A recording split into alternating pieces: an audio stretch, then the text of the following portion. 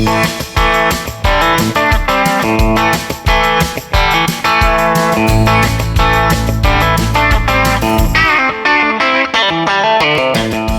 is the Great Alaska Hunting Podcast. I'm Dalton Gray. And I'm Moriah Humphreys.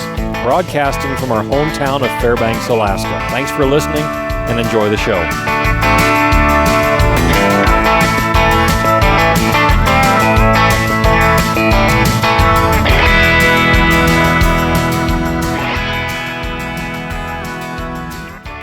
Welcome back to the Great Alaska Hunting Podcast. I'm Dalton. I'm Mo. And we are joined this week by Tyrel Palmer. Our old friend Tyrel.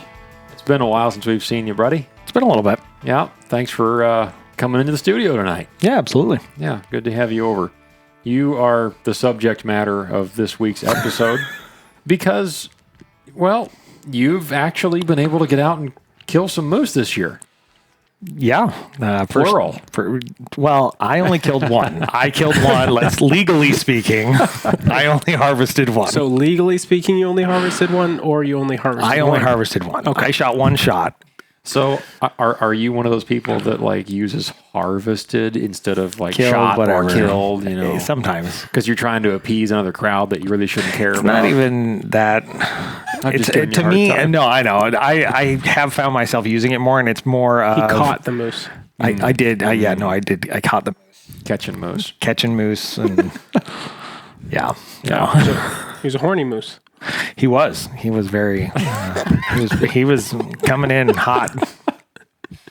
Oh boy. Yeah. Well, we're getting right into it there.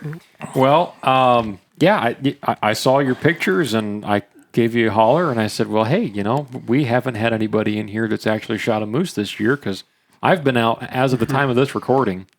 It's still September, and I have been out one day moose hunting. I haven't had time. Too much work and prepping for a brown bear hunt coming up here at the time of this recording, less than a week away. When it comes out, this one comes out in October. Yeah, a little while from now. Yeah. Yeah, this one's a couple back in the queue, so I'll probably just be getting back from that at this point. But yeah, so it's been time consuming, and then with everything else going on in life, and I just haven't, you know, didn't make any trips out of town planned for the fall, and you know, nothing like that. So I was stoked to see that somebody that we knew did well, because well, Mo, your dad shot one, shot a little spiker, Yeah. filled up the freezer. Seems like I know somebody else that shot one. I don't remember who though. So I mean, I've seen a lot of people that I know of that have shot Yeah, no, moose, I thought but there was somebody else I knew that shot one, but I don't remember. Yeah. But, yeah. yeah. Oh, a friend of my dad's did. You know him. I don't know who you're talking Okay, about. well. But at any rate, We'll talk I don't about know. it later. Tyrel did. Yeah. So I on purpose told you when we were talking on the phone, I said, don't spoil the story because I would like this to all just be natural and organic on the podcast. So I guess the floor is yours. Yeah, so my hunting partner, Eric, is out of Juneau, and I guess to start it all off is I called him up, right before the draw deadline application. Yeah. And I called him up. I did tell Dalton this part already, but you haven't heard. And I told him, I was like, hey, I need your driver's license and your date of birth. And he was like, okay. So he just sent them to me. And so I signed us up for the any bull tag across in 20A. And for one of those sub units. And yeah, so it was pretty funny because he didn't even ask me until we were like, I don't know, mid-January. And all of a sudden he was like, hey, you had wanted that information. What did you need that for? Maybe not quite that long, but it was a little bit before he was like, hey, why did you actually need that? And I was like, oh, I put us in for a draw tag. And he was like, oh, and why'd you need mine? And I was like, well, because we did it as a party hunt. Yeah. So then in February, it rolled around and we ended up getting it. And so I had initially wanted to, I haven't done as much moose hunting up here as I have every other type of hunting. And I've gone out, but it's all been like day trips. And so I knew that with this, I really wanted to get out and go for like a week. The only hunt I had that was close to successful on any kind of a significant looking bull moose was, I think the first year I went out with some friends and we went out for 4 or 5 days. It was hot. They weren't responding to calls or anything, but we saw a ton of moose and we were out a ways, out of town. So I knew that with this hunt, I really wanted to commit to this being a longer hunt. Also for Eric, he was supposed to come up last year and we were going to do a moose hunt just in 20B, but he actually blew his knee out in July. So he had to have knee surgery. So we didn't hunt at all last year together. And then I just did some day trips and stuff. So the idea was for us to really plan to make this a bigger trip. And initially I was going to do the Bridge to Nowhere on over the Salcha or over the Tanana out in Salcha.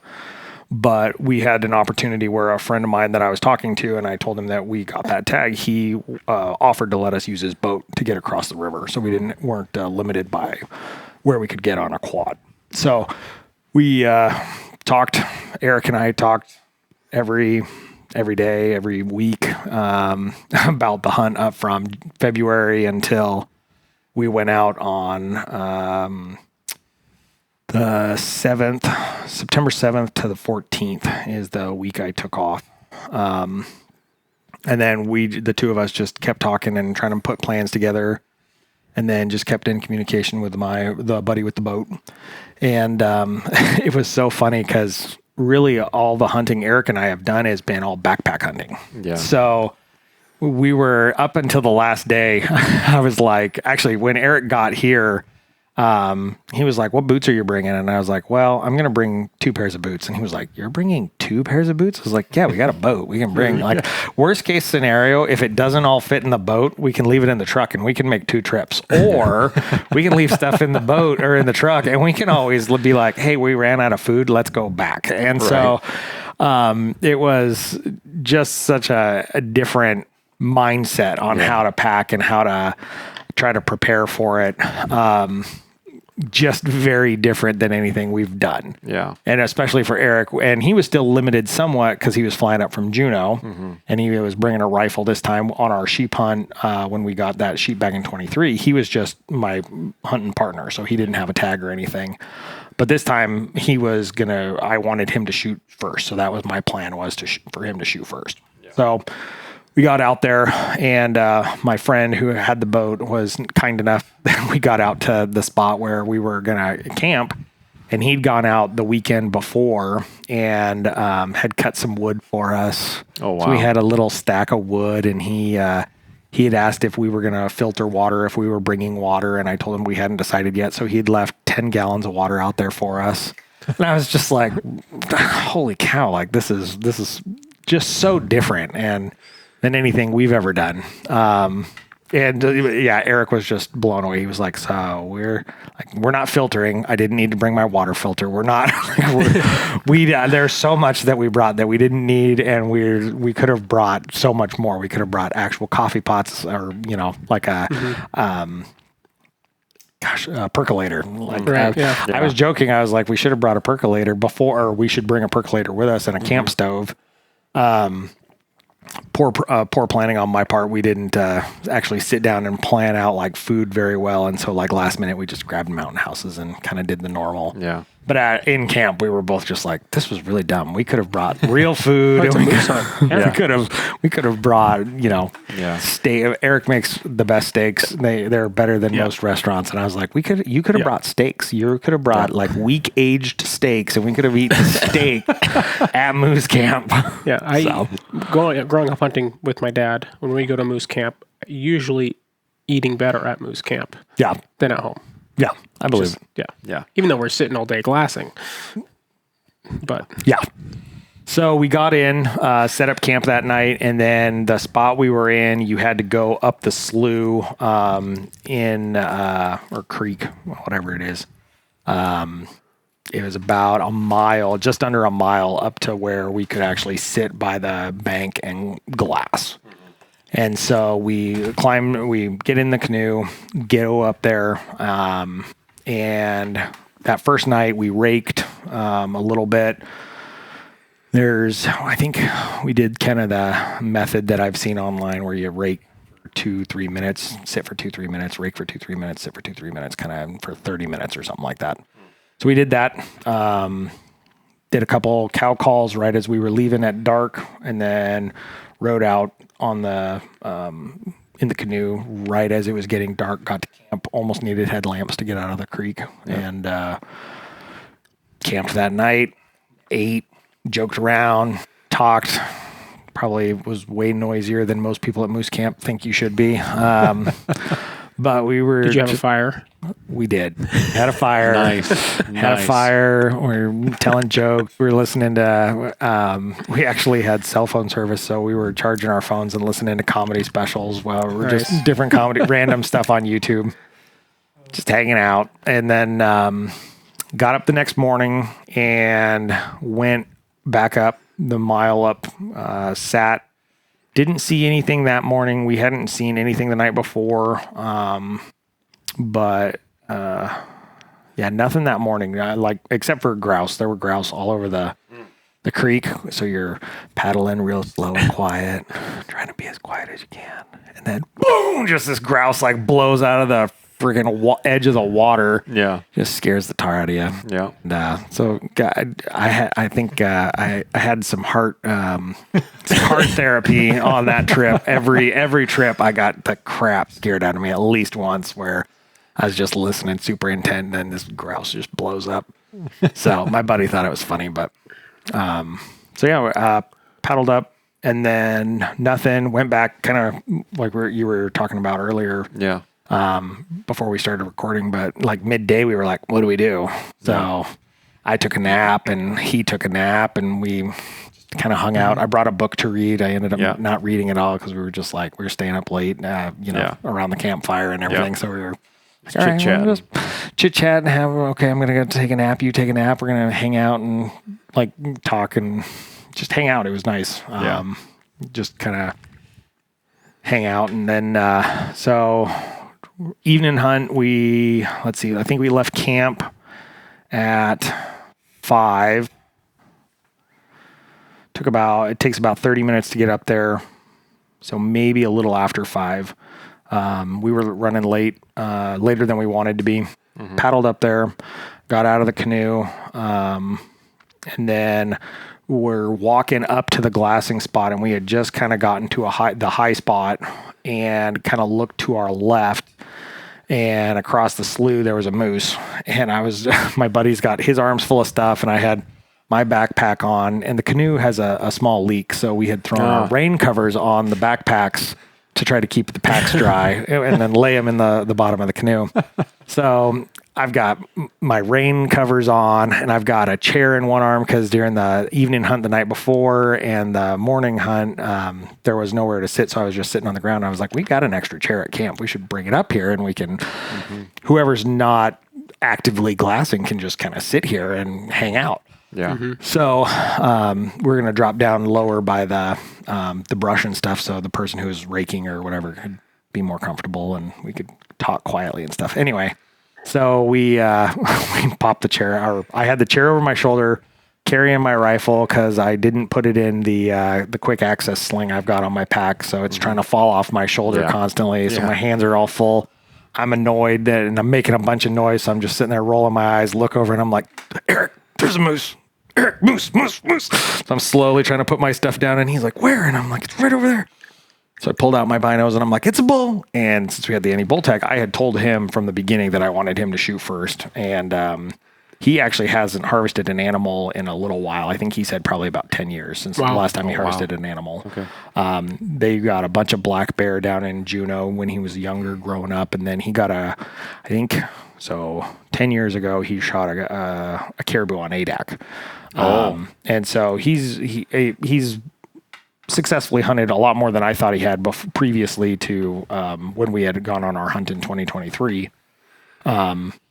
But so he had a pretty good experience and stuff. But yeah, he hadn't shot anything in a while. So drops his stuff real calm, real slow, set his stuff down, And I was just sitting there ranging it, and I'm like 146, 146, 148, 146, 148.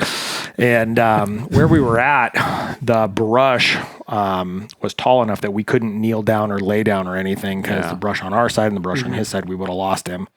So he stood up and offhand shot.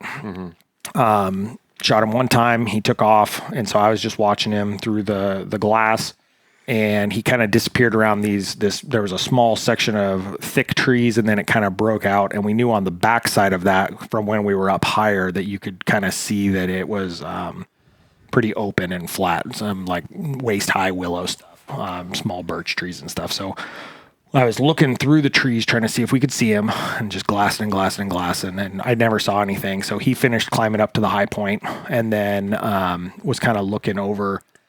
So we were kind of trying to triangulate and see if we saw anything, and didn't see any movement. So we decided after a little bit, he was like, how long should we give it? And I was like, I'm not really sure. For archery stuff, I've always been told 45 minutes, but I was like, it's probably been 15 minutes. By the time we get to the canoe, we paddle over, and then we go find where he is. We're probably going to be at an hour anyway. So we headed back to the canoe, tossed everything in, paddled across, and then got to where we thought he was, turned him back and trying to range find a tree that was close to where we were.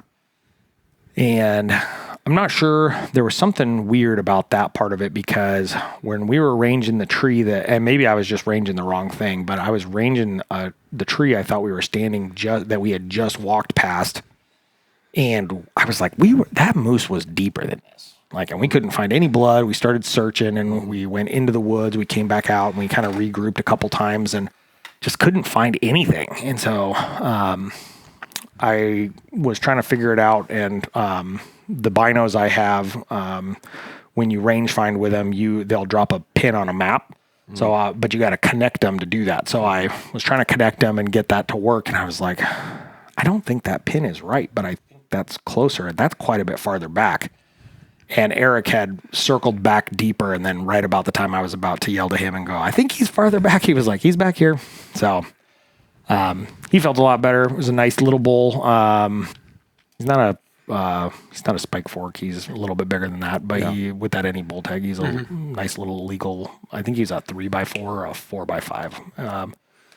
Just starting to kind of paddle out. Yep, starting to get his little paddles out. Yeah. He was still in velvet too. It's kind of interesting. Oh, really? He still had velvet. Probably a third of his antlers were still covered in velvet, and then he had strips just hanging off of him and stuff. So it was pretty cool. Real dark. His whole body was super dark. Head and everything just really dark, which was part of why he was so easy to see just walking, because you're walking out and you're looking to the left and it's all birch and willow, and then there's this almost black gigantic animal out there. I was like, oh crap. Yeah. So we started cutting on him. I don't know, it took us a couple hours. We decided, got him into game bags. There's a bunch of down trees, and so we used those to make like a lattice and stick the game bags on those. Yeah. And then we forgot any kind of a tarp, which we didn't realize until we were done. And then we were like, well, do we paddle all the way down, back in the dark, and then back in the dark, or down and back in the dark? And we were like, you know what? It says it's supposed to be clear tonight. It's going to be clear. It's going to be cold. Let's just call it, and we'll deal with it in the morning. Yeah. So, yep, it was clear, dry, beautiful night. Got up first thing in the morning, ate breakfast, bombed up there. Put him in the canoe and paddled back to camp. How big was your canoe? I don't know. Like 16 foot, 18 Probably a 16 footer. Yeah. Is it fiberglass or? No, it's an aluminum canoe. Aluminum canoe. It also belongs to my buddy. Okay. It was funny. We put the whole moose and both of us in the canoe. Okay, that was my next question. Is it a flat bottom or no? No, it's not a flat bottom. And you put the whole thing in there? The whole thing. Quarters, boned in, head, all of it. And got it back. It was a little close. There were some spots we were scraping, some logs that were under the water. We found a couple logs that we didn't know were in the water. There was one little sandbar that we were kind of like, it was close, but we floated. Yeah. Got a little bit more water in the canoe than on the way up. Right, because it leaks. Yeah. And so we took a picture and texted it to my buddy whose boat and canoe it is. And he was like, you put that whole moose in that canoe? And I was like, yeah. why? Well, how much have you had in there? And he's like, I've never had more than 2 people in a backpack in that canoe. It's like, well, good for you to know. You can put a whole moose in there. And I'm like 245, 250 pounds. So, I mean, 2 dudes plus the moose, like you can haul more in here than you thought. That's pretty good. That's your, that was your service for letting us use your stuff. I was testing your canoe for you to find test limits. Yeah. R&D. Yep. R&D. Yeah, so got him down to camp. My buddy was using, I don't remember what rifle he's got, but it was funny. He's got a, what was it, a 1-7 or a 2-7 Leupold on there that they used down in Southeast because everything's so short range. Yeah. There's a 300 shooting the ELDX. 200 grain. I think the 200 grain, ELDX out of that 300 Win Mag. So nice. He had been going to get a different scope and go to like a 3-9 or a 4-12 or something like that, but he kind of forgot and was 2-7s are pretty nice because they're light. Mm-hmm. Yeah, they're super light. Much smaller package for sure. Yeah, absolutely. So full penetration. Yep. All the way through. We actually found. So he wasn't quite broadside. He was slightly towards us. And the shot was a little farther back than Eric had thought. But one shot, and he ran a short distance. There was some penetration through the guts. As we were processing them out, we did the gutless method. And as we were peeling that side back, it had penetrated and had punched partially through the skin, but not all the way through. So it had gone all the way through at kind of not a 45, but through the body at an angle. And then, all the way to that other edge. It wasn't one piece, right? It separated.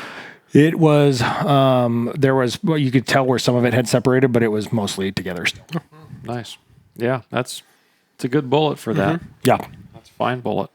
And then, so we processed him out.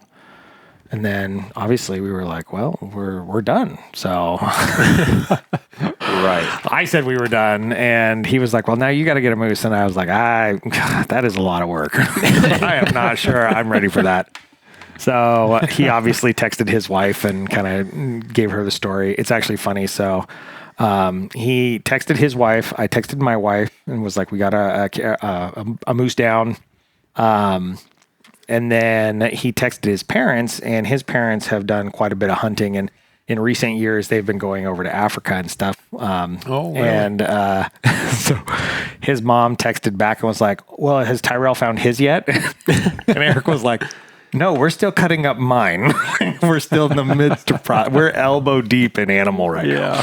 So it's pretty funny. I was just dying. And everybody was like, so you're going to go out for years? And I was like, I don't know. Like, that is a lot of freaking work. And this was not a big bull. And my wife was like, you really should go. And I was like, well, we're staying out here. Like I've took the week off work. Right, so, we actually know somebody who's got a refrigerator truck, out on Isleson Farm Road. He bought off Carlisle that, it has a cracked frame, and so they sold it cheap. So he bought it, and he's built up ramps out of the dirt and kind of set it down in the ground a little bit. So let's see. So we shot it Monday night, day 2, Monday night. Got up Tuesday morning, brought it back to camp, and then Tuesday night we went back out and called. Wednesday morning, I texted the guy and was like, "Hey, can we use the refrigerator van if we bring this thing into town instead of keeping it out here at camp?" And it had started to rain, so it was getting a little wetter. It had been pretty nice the first few days, but it was getting a little wetter, and we didn't want to just leave it sitting out there. And where our camp was set up, we were in a bunch of spruce trees and stuff. So it was actually pretty protected. Yeah. But so it was hard to get airflow over it. We had propped a tarp up over the top of it, and we'd built a lattice up and laid it out because we didn't have a good meat pole. We could have probably made a meat pole. That's probably what I should have done. But at the time, we were kind of just trying to plan stuff out, and the refrigerator van seemed like a good idea. We didn't know how long we were going to be out.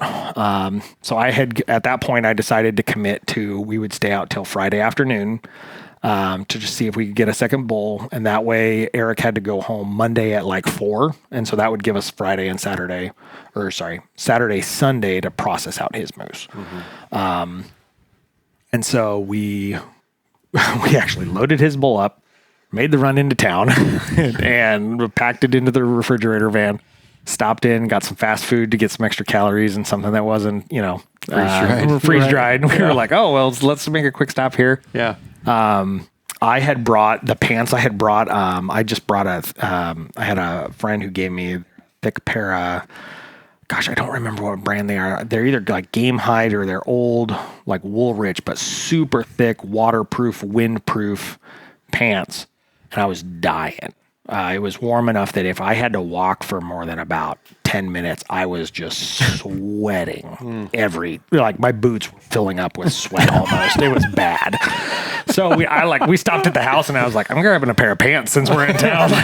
Give me a pair of jeans, Give me man. something. And I did. I just grabbed a pair of pants and I was joking because of all of our sheep hunting experience. I looked at my buddy and I was like, I bet you these are cotton. And he's like, well, cotton kills. And I was like, I don't care. It's got to be better than those pants I've got. At least when they those get are wet, dying. they'll be cold and I won't be sweating. Exactly. So I kept the thick pants with me and grabbed a pair of I have a pair of old Carhartt waterproof bibs. Yeah. That only go up to your waist. They're not a full bib. And so I grabbed those and this thin pair of pants and we ran back out of town. Took us a while, got out there, and then we called that night. So that's Wednesday night. So he shot his bull Monday night. We got to camp, packed up the stuff for the night, got out to the stand at about 5. And then he was glassing for a couple hours, hour and a half, 2 hours. And then I was raking actively during that time. And then we switched. And right about the time we switched, probably within a couple minutes, he was like, I think I heard something. Check that direction. And I was like, okay. And were you guys sitting back in the same general spot? Yep, we were in the exact same spot. Really? Yep. So we went back to the same spot. So where he shot his bull, we were going up to the high point where we were glassing from. Okay. And so we're probably, that distance was probably only like 20 yards, maybe 30. And so he shot one direction. He hears the noise in the other direction, which is weird, but it was nice because it was our side of the creek. Yeah. So we were, he started listening and I had told him, I was like, here's the deal. I am not shooting him unless it is big.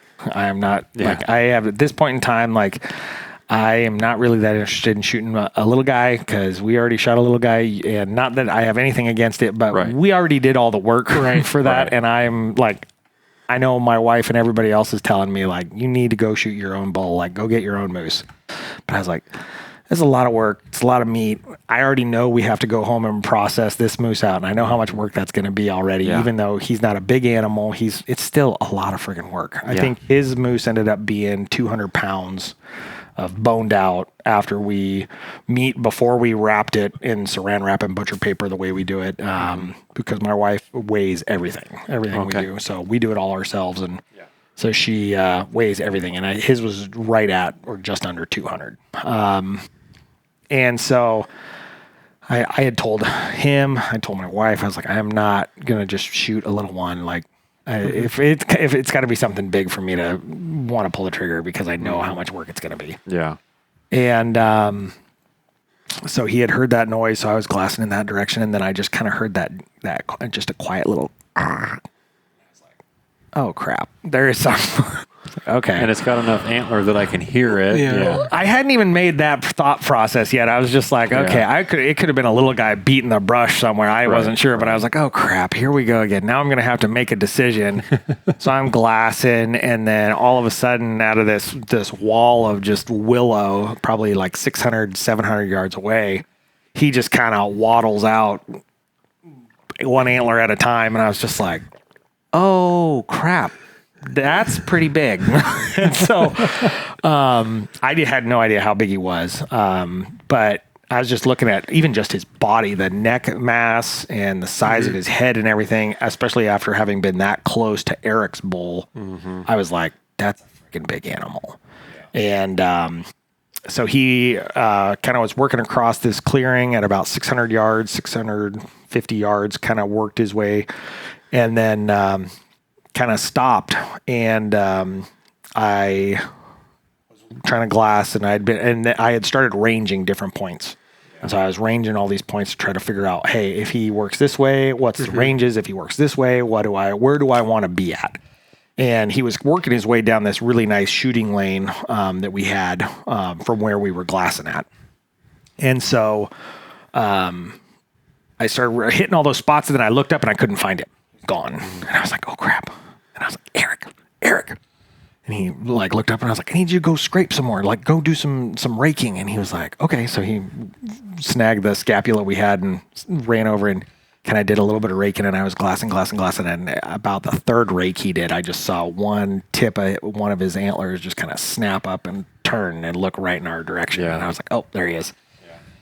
And so he was working his way towards us. Hard kind of quartering towards, and kind of not very fast, just taking it easy, and closed from, I think at that point he was probably like 500 yards to inside 300, and just kind of working his way, disappeared into a little brush line, popped out, disappeared into a little brush line, popped out. And the closer he got, I thought he was pretty big. I was like, if nothing else, I knew he was like just body size. I was like, I have personally never seen a moose this close, that big. Yeah. And so he kept coming. And then I had a shot at like 220 where he kind of turned broadside. And then if I would have been like ready right then, I probably could have taken the shot, but I was still kind of watching him through the binos instead of the rifle. And so I was looking at him and I was like, you know what? I could take a shot there. 200 yards is easy. I shouldn't have any problem with that. So I get the rifle up. And by the time I got the rifle up and I was trying to find him in the scope, and then he was gone, I was like, oh crap. And so then he got in this tree line and was working his way towards us, and he kind of hung up for a little bit. And so I told Eric, I was like, hey, I need you to scrape again. So Eric did a little bit more scraping, and he immediately started thrashing some brush. And so he's probably 200, right inside 200 yards. And then just turns hard and starts working across where we had a nice shooting lane here, and there's a small shooting lane here and a small shooting lane here. But this gap here, there's nowhere to really shoot. And I can see him, like his shoulder pops out, his head pops out, his butt pops out. And I'm just watching him through the trees. And I'm like, oh my gosh, did I really screw this up and miss that? And so I'm trying to range different spots as he's moving, just range in different areas. And it's funny because Eric was like, he'd stop and thrash the brush, and then he'd start walking again. And Eric was just this gigantic animal get closer and closer and closer, and he's down there below me at the brush line with a 10 millimeter. He didn't even bring his rifle with him. He said at one point he started to like loosen his gun in the holster just a little bit just to make sure. He's like, all right, it's free. I'm gonna be good. He's like, he told me afterwards, he was like, man, I really thought you were gonna call that thing right to us. I thought it was gonna pop out in our laps. And so he started working, and I realized kind of that if he kept the angle he was going to hit this first shooting lane, and I ranged it. But there was a little bit of brush in there, but I was like, okay, if he pops out there, he's going to pop out here. So I ranged that spot, and it was 89 yards. And so he popped into that first spot, and then I pulled the rifle up, and I couldn't find him, and I looked down and I realized I was still on 14 because the last time I'd shot the rifle, my brother-in-law was up here and we were trying to shoot at 600 yards. Okay. And so I was like, oh crap, crank that over, and then ripped it up right as his nose came into that gap where I was like, that's going to be the best next shot. Otherwise, I'm going to maybe have a shot if he makes it to the creek. And so I was like, got on his nose, and I will say I had a second where I really thought about shooting him in the neck because I really hate neck meat, and we had just processed that moose the night before. And I was like, if I shoot him in the neck and I hit that spine, we don't have to deal with any of that neck meat. But I was like, nope, take a better shot. So he took one more step. I saw his shoulder, went up to about 2/3 up and pulled the trigger, and he humped and then just kind of ran behind the brush line. And within a couple seconds, we could hear him just breathing super hard. And so, he went about probably 30, 40 yards from where I shot him, disappeared into some tall brush. Did you hear him crash at all? Or? We heard him go down, yeah. So we heard a crash, and I was like, I'm pretty sure that's him going down. And Eric was like, I'm just glad you shot, because I really thought he was coming into where we're at. He was convinced that he was going to come in. So, the closer he gets, the least distance to pack, right? Exactly. And I was like, he kept walking closer to the creek. So I was like, it's win-win. We're on the high ground. He's on our side of the creek. Right. It's better ground. The other side was low ground, so it was more swampy, some tussocks and stuff. I was like, this is all high ground. And so I was like, this is the best we could get. So, yeah. So, one shot, went to where we thought he was, kind of started glassing around, was not seeing very much, not seeing any blood. And I was I was getting a little concerned, and we kind of backed off and kind of walked to a more open spot. And I was like, well, he's running this direction.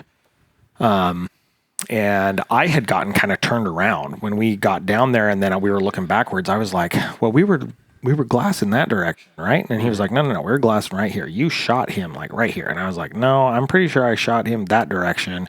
We need to check over there.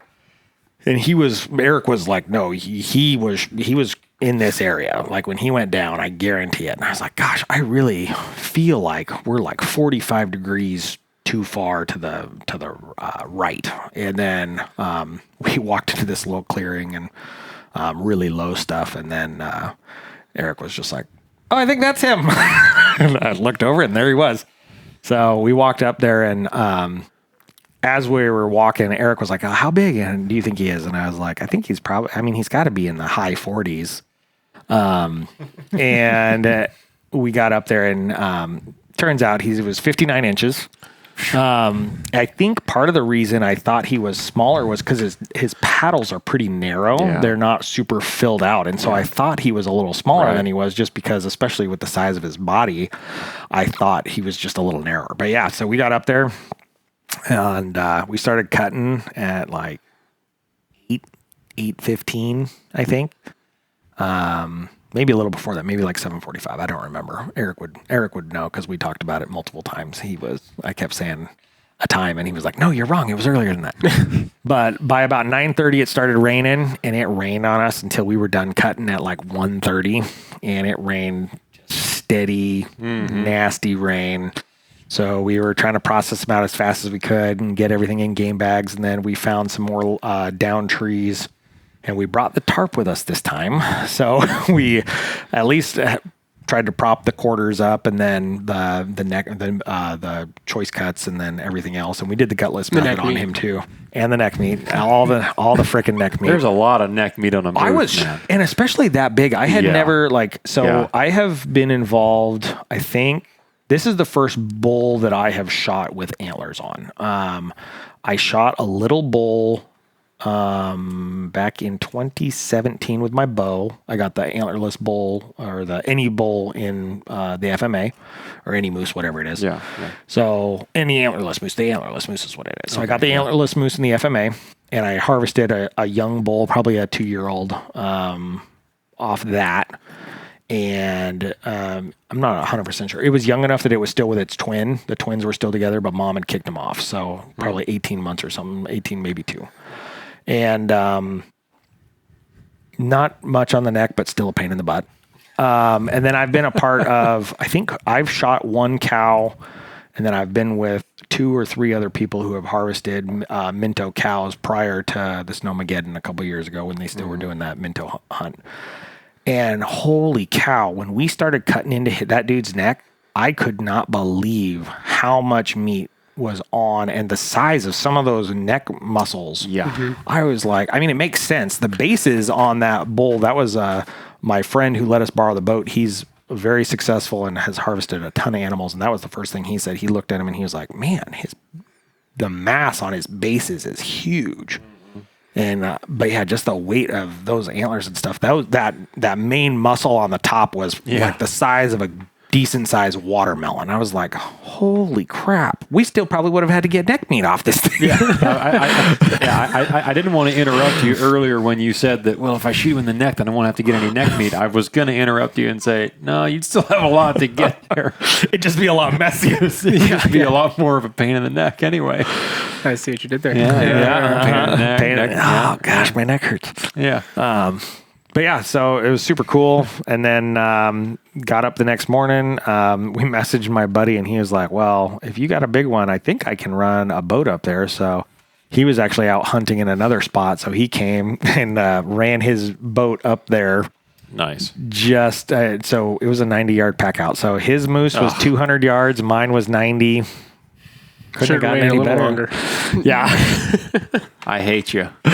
So it was awesome. It was a fantastic trip. And, that's awesome. Yeah. And now, and I kind of had been joking for the last like 2 years. I was like, I can't shoot another animal until I shoot like a bull, because like that's like the quintessential. Yeah. Mm-hmm. And I told several people, I was like, I don't even care. It doesn't even need to be like, if it's a fork, that counts. Like I just need something with antlers on it, because I've helped harvest like 6 antlerless moose or 5 antlerless moose now. So I really need something with antlers on it. So yeah, so it was just a crazy whirlwind experience. And then so we got him out that day. On Thursday. So Thursday. And Thursday night, we decided that we were not going to start cutting that night. But we cut between 36. I think I cut about 34 to 36 hours, and Eric cut 40 hours over Friday, Saturday, Sunday. Wow. And 638 pounds of meat in the freezer. Wow. So, yeah. Wow. That's a lot. Pretty crazy. Yeah. And we did most of the cutting. My wife does most of the packaging, and we've found we prefer just doing saran wrap. So we'll take the chunks of meat and roll it a couple times one way, roll it a couple times the other way, rip that off. And a piece of butcher paper, we've got the big roll. Yep. And so you just cut it kind of square, roll it, tape it. Yep. I feel like things that we have sat in our freezer undiscovered for longer than things that we have vacuum sealed come out, I feel like, that way in better shape than the stuff we vacuum sealed. I agree. We Eric and I ended up doing probably 200 pounds of the packaging. My wife's had some health issues, so she's been having some stuff going on with her head and stuff, so she was having trouble staying up. So we kind of continued doing what we were doing at camp, where we were just turning on comedy stuff and then listening to shows and cutting and packaging. So yeah. Well, that's awesome. Well, congratulations to you and your buddy Eric. Yeah. That's an accomplishment. Yep. And see, you didn't even need that any bull tag for your moose. I know, that was didn't even need it. the guy who I keep referring to, but who let us borrow his boat. That was when we loaded it up in my truck. After we were all done, he was sitting there just kind of staring at it for a couple seconds. And he just looked at me and he goes, this should be criminal. This should be illegal for you to tag something that would have been legal in this area at any other time. This is a 50-3 or a 50-4 area, depending on where you're at in 20A. He's like, this bull is legal by 9 inches, and you put an any bull tag on it. This should be criminal. This should be. You should feel bad. Yeah. You should get a ticket for this. She should have to turn that in. Yeah. Tweener bulls only. Yeah. It can't be spike fork, and it can't be over 50, and it can't be legal by brow tines. Right. That would be a funny permit to put out there, wouldn't it? Right. Just the tweeners. Is this moose too big? Oh man. Yeah. So no, it was honest officer, I thought it was 49 inches. Well, what do you mean it's 50? No, he's 51. You're just over. Sorry, son. We're gonna have to take this one from you. And then Leopold could make a rangefinder with a trophy taker that only goes up to 49. Right. Yeah. They could just have flashing letters in it. Too big. Too big. Don't shoot. What did you shoot your bull with? Yeah. So I used my 280 Eckley. So I got that from Double Broom Mountain Rifles. Yeah. I'm shooting 49th Cartridge Company, who I'm wearing their hat right now, but they're local guys out in Fox. Yeah. And I've got some of their ammo. Oh, do you? Cool. So I actually let them borrow my rifle to develop their 280 Ackley load. Okay. And so it's a 150 grain maker, going about 2,900 feet per second. It's a solid copper. Okay. Yep. Can't say I've heard of Maker. Maybe it's marker. I'm pretty sure it's maker, but they're a solid copper bullet, and yeah. Does it through and through at that 89 yards? does it flower like a Barnes or? That I'm not sure. I've actually never recovered one, so Yeah, and that's I the haven't problem with really the done any monos, right? personal. I've never done any personal research, but it went through and through, and the bullet on the exit wasn't that much bigger than the entrance. Okay. But the blood was freaking everywhere. I have never seen an animal in. What did it look like under the hide on the entrance? Was it just a hole, or did you have kind of that? Oh, it's the T-Rex? Yeah, Oh, the Maker yeah. T-Rex. Yeah. Let me see that. My So phone's those on there. ones are supposed to do that, Okay. like a really, really big pedal Interesting. expansion. Yeah, so I have shot some of those T-Rexes before just to shoot them. I never shot any animals with them. At one point, I think I bought some for like a 45-70 Okay. years ago. Seems like Iron and Wood had them at one point. I don't know if they do anymore. And then I know I've seen those at Big Ray's that are loaded by 49th Yep. Cartridge Yeah. Company. I think right now that's the main place that they're distributing through. Is through Big Ray's. They're downtown. Interesting. And so that's, you said it's 150? Yep, 150 Bullet? grain. We're gonna have to get some of those in some ballistics, Joe. I'm really curious to see Yeah. what those Well, I've do. got 200, so let me know. I can get you guys a couple. That would be fun to just pop a couple into some stuff. Yeah, well, we've talked about doing these videos. Yeah, it seems like I've seen a YouTube video where somebody shoots one of those T-Rex bullets into gel or cardboard or something, and it does what it looks like it does. Like, it expands big time. But I've wondered if those pedals wouldn't come off at high impact velocity. Yeah, too. moose at 100 yards. Yeah. Yeah, 'cause that's a lot of a 280. resistance. You know, that's pretty. When you said dense the medium. exit hole wasn't much bigger than the entrance. No, not. It was a bit bigger, and That makes me But wonder it if those wasn't- pedals came off. I would think. That maybe Did you they find any were. little pieces of copper in there? Did I you look? didn't. I was trying to look, and I didn't see it. That we didn't get any. It barely clipped it missed the rib on the entrance, and it barely clipped the rib on the exit. And there was definitely a lot of blood trauma. There was a section, I would say less than what I've seen on some of my other animals. But the blood trauma section was probably about, 8 inches squared. And I just kind of cut that whole section out and was like, yeah, we're not dealing with this. And that was just through rib cage, or did you kind of clip the back of the shoulder? Nope, meat just area? rib. Just ribs. Just totally missed all the shoulder bone and everything. Good, yeah. And yeah, it went clean through the front half and then out the back, just clipped that back rib, just barely clipped it.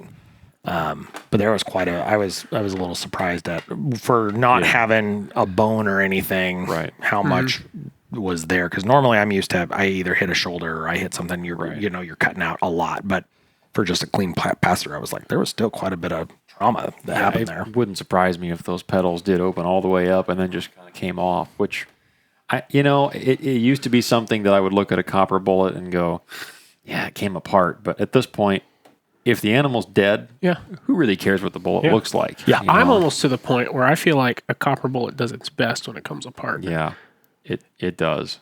There is something think about the that same perfect thing. Barnes. Yeah.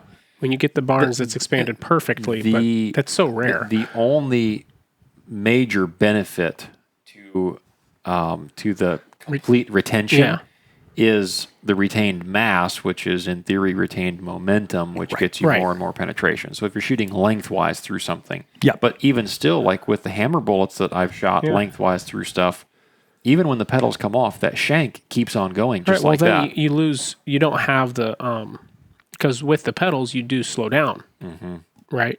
And whereas when the pedals come off, you end up with a cutting surface where it cuts its way through. So a close friend of mine was guiding a moose hunt just a few weeks ago in the southern part of the state, and his client shot a bull, and I haven't gotten the full detailed breakdown of the story, but I got an inReach message that said, hey, just figured I would let you know, client shot a moose today, something happened. The moose ended up running out to like 350 and was running up a mountain. Oh no! First shot wasn't great, and so my buddy said, he said, I made a Polish headshot with my 375 Ruger and shot it up the tailpipe, and it just went out of view. And we walked up to it, and it was laying there dead. And as we were, he said, I think he was cutting the skull plate or something like that. And he said, I found my bullet in the brain. Oh my gosh. Like, all the way from the rear end straight That up was a Barnes? into the back of the head and into the skull. That was a Barnes? Yeah, that was a 300 grain Barnes. Out of a 375. At 375 Ruger. Yeah. At 350 yards. Oh my gosh. And he said it was expanded just perfect. And he sent me a picture of it. Good actually. energy jump. Good energy. Yeah. The brain was soup. Well, so muzzle velocity with that would have been about 2650 or 26 or so with a 300, because the 270 grain Barnes TSX with buffalo bore ammo, which is what he's shooting, the 270 grain out of that 20-inch barrel goes like 2725 or 2750. It's cooking along pretty good, especially for a short barrel. Yeah. So the 300, I would think, is probably in that 100 foot a second slower than that muzzle velocity. And then stretch it out to 350.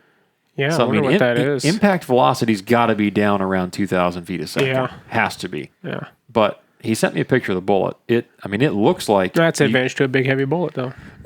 It looks like you shot it into a moose at 50 yards. Yeah. It's fully expanded, which kind of surprised me. Well, I had the... But it went through like 7 feet of moose, though. There's a lot of extra resistance to help make sure it mushroom you properly. said the brain was much, but it probably wasn't. It was probably just the cushion that stopped it. Yeah, there you go, yeah. Boing, boing. Like a little pillow for it. Stop here. Yeah, I said, well, it would have been funny if it would just punch straight out the front of the moose. Your client would have said, big old hole up did there. you shoot it in the head? No. Shot it at the other end. But yeah, that's interesting. Yeah, we'll have to have you come out when we set up for some of these projects At this that we point, have. next summer, probably. Yeah. You never know. With all the spare time that we have in the wintertime that we keep saying that we're going to get one day. Well, we need a And building. then we're too busy in the wintertime. We need a building we can shoot inside of. Well, I know someone that's about to have a lot more property that if we just slap a suppressor on it and just shoot in the backyard. That was, I got a suppressor 2 years, right after my sheep hunt in 23. I think I picked it up the end of that year, first part of the next year. So that would have been 23, 24. This was the first animal, because last year I wasn't able to hunt as much as I had planned. That was the first animal I've taken with the suppressor, and that was actually pretty nice. I did ask Eric, I was like, how loud was that? 'Cause Yeah. he was below me, and not in front of me, but kind of below me to like a 45.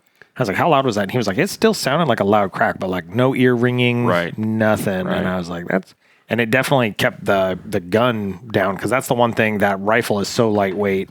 So that double broom mountain rifle, he calls it his Brook Range Ovis Hunter. It's built on a Kimber, Montana M84. It's got tally rings on it. I made my own sling out of a super lightweight 1-inch nylon strap, because I built it for sheep hunting. So it's supposed to be as light as it can get. I think I can't remember if it's with or without 4 rounds, it's just over 7 pounds.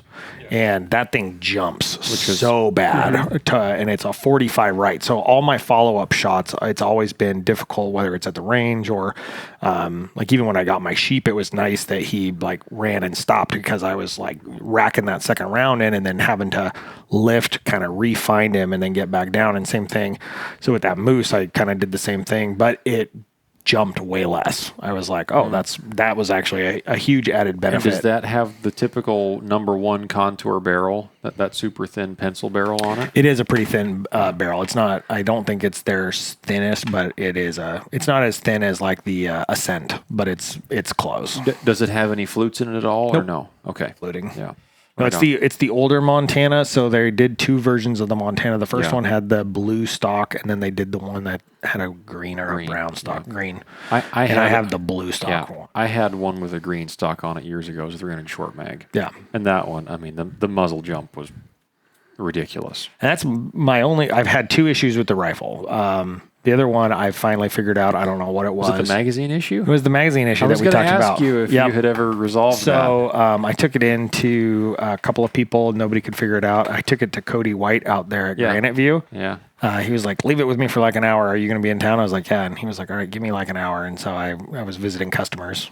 I was working. Yeah. Sure. But sure. I don't know why the rifle was in the truck. It just happened to be. But anyway, yeah, I left it with him and I came back and he's like, yeah, I fixed it. I was like, what? And I've had no issues with it since. So it feeds all 4 rounds fine, flawless. Did he say what he did? He messed with the spring. He said the spring was just not seated and not bent enough. So he like rebent the spring, did some stuff, and I don't know, but it works. So I'm happy. Yeah. But that was the only other thing I've had an issue with is that spring not feeding the second round, which is gone now. And then, that hard 45 jump, which that, the suppressor has helped a lot with. So, which suppressor did you end up getting? I got the AB Raptor. Okay. And it's 30 cal. Yeah, 30 cal AB Raptor. I really would like to run. So it's interesting because with at least this version of the AB Raptor, the barrel actually sits into the can, and then you can screw it in half. So for weight purposes, I was weighing it, and if you have the entire can, I think it's 6 baffles with the full can, but it weighs a pound. And so I undid it and put the other base on and weighed that, and it's only like 8 ounces, but you only get 5 baffles. So I'm currently running it as a 5 baffle instead of 6. So it is a little bit louder. But I can't remember. It's either 4 to 5 or 5 to 6. So it's half the weight for 1 fewer baffle. Right. But it's because it's half the length. Because the screw on point, the barrel seats in almost 6 inches into the middle of the can. So it's very interesting, which it's nice because like I know a couple guys who have other cans and they're like, it's the worst part about using it if you're trying to hike with it or anything is that can adds a foot to the end of the barrel, where mine's only adding 6 inches.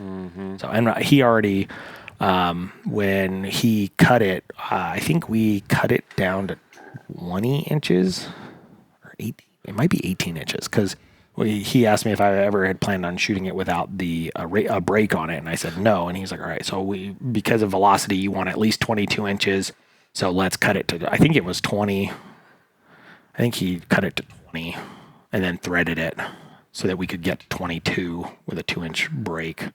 But it might have been 18 to 20. I can't remember, but I'd have to measure it. Interesting. 18-inch barrel's nice. Yeah. And that is one of the nicest things about that rifle. It is not that long. It does not stick up that far. Yeah. And even with that 6 inches of suppressor on there, it's really not that bad. You just run a 2-point sling on that point. And I could. That's what he does now. Well, that's what I did it with an AR for deer. Yeah. And how'd the deer hunt go? Oh, man. That was great. Yeah. Picking and choosing, baby. Picking and choosing. It was ridiculous. When are we going this year? Yeah, we're not going to talk about that. No. That's a sore point. Oh, no. Yeah. Life, man. Yeah. Life. That's what I told Eric. Last minute, I think I'm going to make plans and just go. Well, if you need somebody, you know what? Then I will go, and then you can go, and then we can say, "Hey, honey, it's cheap because all 3 of us are going." Which cheap could totally justify it. And see, it's not the trip itself; it's justifying taking all the time off work, right? Yeah, that's the. And then you go, well, anyway. Different story for a different time. I'm kind of at the point right now with as the kids are getting older, and just with life. And then like this last year, like I said a little earlier, my wife's had a lot of health stuff, and we've had a lot of personal stuff going on the last like 18 months. I can really only do 1 real hunt a year, and that really works out for Eric because Eric can really only do 1 big hunt a year. And so since we've kind of partnered up on this, so I told him, I was like, next on my list is either a blacktail or a mountain goat, which he's not really interested in doing a mountain goat hunt. He'd come with me, but he just has no interest in a mountain goat. And so, but he would be really interested in doing a deer hunt. So we're currently talking about trying to maybe put plans together to go out and do a deer hunt next year down in Southeast. And then I'd be flying down to Juneau to meet up with him instead of him flying to Fairbanks to come up and hunt. So, you know, I'd get to travel for once and then he could kind of be home. So, But what does he do for work? Just he works for the state. Kind of in general. Yeah, no, he does, I don't know if it's truly IT work, but he works on like computer programs. As they cycle different like daily batches of data. And as they take those big batches of data and cycle them through, he kind of oversees the program that sorts the data, kind of a deal. Really? Wow. Yeah. So I think there's like 4 guys in his department or whatever, and they kind of oversee a couple of different aspects of it. So. Wow. Interesting. Yep. It's always something that intrigues me is, you know, the different ways that people have to make a living in that part of the state. Yeah. Because the infrastructure and the industry and the normal day-to-day procedure in some of those different towns is so different than what we have here. Absolutely, yeah. It's just a totally different way of life. Yeah. And that's very interesting. I've got a good friend that lives down in Southeast where we deer hunt, and just right down in that Juneau area. And he's jack of all trades. Yep. I mean, construction guy, you know, personal contractor. He does remodels. He'll help on build projects. He's also a fishing guide, and he's also building inspector. And so, like, he can wear any one of like four different hats. Yeah. But that's because a lot of things are very seasonal. You know, you're not guiding fishing clients all year round, but you're not building all year round, and you're not inspecting busiest all year round. And so it's just, you have to find a way to make it work because cost of living down there is extremely high. Yeah. But it's just a totally different economy down there. I had a good buddy we both work for NC Machinery, the company I work for, and he's still down there.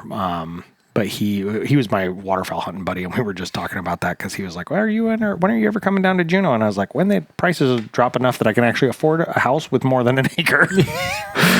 He was like, so never. Yeah. It's like, well, I'm not going to say never, but the housing market's definitely got to come down quite a bit before I would even consider it. It's shocking. I mean, we think housing prices are bad up here. It's shocking how expensive housing is down there. And I was talking to him a little bit, you know, with all the free time we had on the moose hunt, we were BSing about everything. Supposedly, I guess they're talking about, I'm not sure how familiar you guys are with Juneau, but there's the Juneau mainland and then there's Douglas Island. Yep. And downtown, most of those ships come in from the south, kind of come into downtown. I guess 1 or 2 of the companies is talking about putting a dock on North Douglas, which is kind of the last kind of quote unquote wild part of, that's the last place in Juneau that I know of you can get more than, you know, you could get an acre or more of land. Mm-hmm. And if they put a dock up there, that's be developed out just like that. Yeah, totally gone. So that'll be interesting to see if that transpires into anything or not. But there's been so much more cruise ship activity since COVID let up. Yeah. I mean, the entire southern part of the state has seen a huge spike in 100%. Yeah.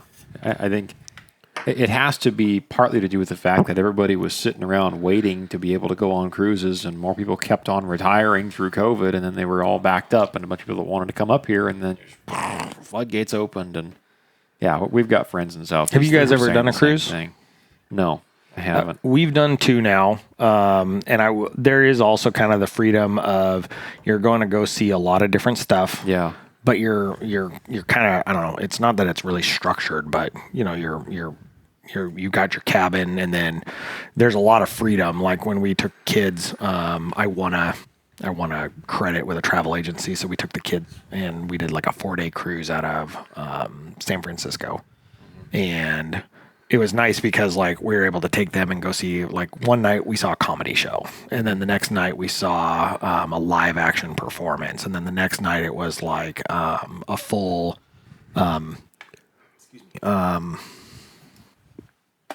big Hollywood or Broadway show, musical. Oh, yeah. And so you get all these different experiences, and then on top of that you get the stops, so you get to see all these different places that you wouldn't normally get to see. And you're kind of in this, it's very structured in the sense of like, oh, dinner's at this time and lunches are served basically all day. Breakfast is served at these times. And so there's kind of a lot of freedom. I think that for a lot of people, it's the idea of being able to just kind of, you get there and you're at your destination. Right. You get to hang out, but you still get to see so many different things. And Alaska, like we know this as people who live up here, and then you with your guiding, how many people like have a dream of coming up here, and people get to be like, oh, I have that, I get to go see Alaska and experience Alaska, and not just one part of it, but multiple parts, and have this big, long experience. Yeah. And then still get all the fun of your modern amenities on the cruise ship. Right. Huh. Interesting. Yeah, I've got some family that's done several cruises, East Coast, and aren't there several that kind of go from like Seattle or Vancouver and then come all the way up into onto the mainland of the state, and those are pretty popular. I really thought I wasn't going to like it the first time the wife and I did it for our 10-year anniversary. We did a short, I think it was like a 3-day cruise out of California down to Mexico and back, and I didn't think I was going to like it, but it was fun. I enjoyed it. We were able to just kind of relax, and like I said, we were able to go see a bunch of different shows and kind of experience different things. They did game shows, and like the cruise director ran like gosh dang it, the newlywed game. He did a newlywed game with people who were from the audience. They got like the youngest couple, the couple who had been married the least amount of time, the most amount of time, and then they did like an audience-wide competition, and then brought them up and did the whole show, and it was fun. So it was kind of cool seeing all those different aspects. But I really thought I would not like being stuck on the boat, but it didn't bother me because it's big enough here. It doesn't really feel like that. Yeah. So my problem with something like that is I think about doing something like that, but I could go hunting instead. Right. The problem is I want to do the hunting stuff, but sometimes the rest of the family, they have other things they want to do. So you gotta balance it. That's kind of, so it's a little different now, but that was the agreement my wife and I made years ago, was that I at the time got 2 weeks of vacation. So 10 days. And so I could use 10 days for hunting, and then 10 days had to be for family stuff. And so that's kind of, now I'm up to 4 weeks of vacation, but we're still kind of at that balance where I can use about half for personal stuff, or for my stuff, but then half is supposed to be kind of dedicated towards us doing something together as a family. So that's kind of how we've balanced that. Well, I just hunt on the weekends, And that's, what, as I have taken the fall off of guiding this year for all the, personal reasons, and we got a lot going on in our life, and a lot of things are going on, and I miss it really, really bad. But there is an element that, there is a lot of other things that normally that normally I just miss out on. Yep. I don't get to go hunting with friends and family a lot in the fall, or the spring for that matter. Yeah. Usually in the spring, I'm home for 3 weeks if I'm lucky of bear baiting, and then it's over. And now we've been very blessed that even since I've started guiding, we've always had friends or family that has baited with my wife, and while I'm gone, and so she gets to still go out and enjoy that. And then when I get home, I get to go hunt the bait that she's been working on with either friends or family that have helped her keep it up, and then hunt it while I'm gone. And then I get home and I've been able to shoot a bear most years, and that, I'm not shooting 2 or 3 a season, but even if I get to shoot just one, or get to be with her and she gets to shoot one, because she shot a bunch of bears with me. But it's just enough time. But, the older I've gotten, and the more traveling around and guiding around the state that I've gotten to do, I love it. But at the end of the day, if I have to choose between having a family life and relationships that actually matter in 50 years and guiding, I will give guiding up. Just wait till you add kids to the equation. Well, yeah, and that's right. That's the same reason that my dad's dad gave up guiding, and a lot of what he had going on in his younger years was when he got to the point where he had a family, and then he became a Christian himself and said, what? This doesn't really matter in the long run, and I've got a young family, and that's more important. Yep. So he gave that up, and so I don't know. I would like to think that I could continue guiding indefinitely. Mm-hmm. And if the door keeps opening, and there's a lot of doors open, but if the door keeps on opening, then as long as it all works out and I feel like that's what I should be doing at the time, then sure, I'll keep on doing it. But if I ever feel like, God's leading a different direction, then I'll give it up. Yeah. And that's nothing in the world. And that just means that I get to hunt more for myself and with family. And I get to shoot. I keep trying to get one of the kids. I'm like, I got to get one or two of them interested in different things, because the more I can get them interested in this stuff, then the more time I can spend. Justify it to mom. Exactly. And tell mom, well, I got to take the kids out. Honey, so like my 16-year-old, she came up to me, sometime near the beginning of the year, and was just kind of like, I really miss duck hunting. And I was like, come again? She was like, I really enjoyed going out duck hunting with you, and we haven't really done it for the last couple of years. And I was like, there's a ticket in here. I'm just going to figure out how to play this right. Hold that thought. I'm going to go grab my shotgun. So I picked up a couple 20 gauges this year, and my goal this summer had been to get them out and start her and a couple of the boys shooting clays. And I picked up a cheap manual clay pigeon thrower, one of the spring-loaded ones and stuff. So I got to figure out somewhere I can take them. And this summer just blew by. I can't believe we're already the end of September here. No kidding. And but so that's my goal for next year, is I want to get her and a couple of the other kids starting to shoot a little bit more. And I've had a couple conversations with her about what she enjoyed about it, to see if there was something else. And she was just like, I just enjoy. She had a really bad experience. Her very first hunt I took her on, we took her up. I made the mistake because I didn't know, but I took her up the Steese for the 40 mile. And we ended up having people literally shoot over the top of us, and she was pretty scared. And I basically picked her up. She was just shivering because she was so afraid and worked up. And, it took a lot to keep my cool. Yeah. But we hiked down and around these guys who were shooting over the top of us. And she kind of, before that, she had been really interested in hunting. But after that, she took a couple of years where she was not interested at all. Yeah. And was pretty upset about it. So, yeah, when she expressed interest in that, and I asked her, I was like, what is it about it? And she was like, I just really enjoyed how relaxed it was, that we were able to just talk and hang out and drink coffee. And while you were drinking coffee, she was drinking hot chocolate, but just hanging out. And then, ducks are coming in. Everybody duck down and be quiet. Yeah. But, so yeah, that's kind of my goal for next year, is to get them all starting to do some wing shooting and hopefully do a lot more with that. Yeah, my dad drugged me along with him from not as young as I can remember, hunting from bears to moose to, well, pretty much everything.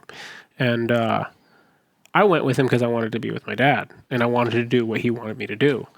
And it wasn't really until I enjoyed going to be with him, but I enjoyed, honestly, now, I wouldn't have admitted it then, but then I enjoyed the time with him more than the hunt itself. Yep. Now I find myself with the same, like, man, I'm acting just like my dad would act in the situation. Like, what's over the next mountain? What's, my 8-year-old I took her out, tried to go grouse hunting in a spot where I used to be, you couldn't drive a 4-wheeler through there without seeing grouse. And it's also in the FMA. And so I had my bow with me, and hey, let's go look. It was so full of people. People running around with bows on their 4-wheeler just racing through. And I'm just like, we didn't see a single grouse. And we saw one squirrel. She was going to try to shoot it, but it was gone before. It was like, she's got a little pink 22. Oh, perfect. Little pink single shot 22. She was shooting a bunch when we were camping this year. And yeah.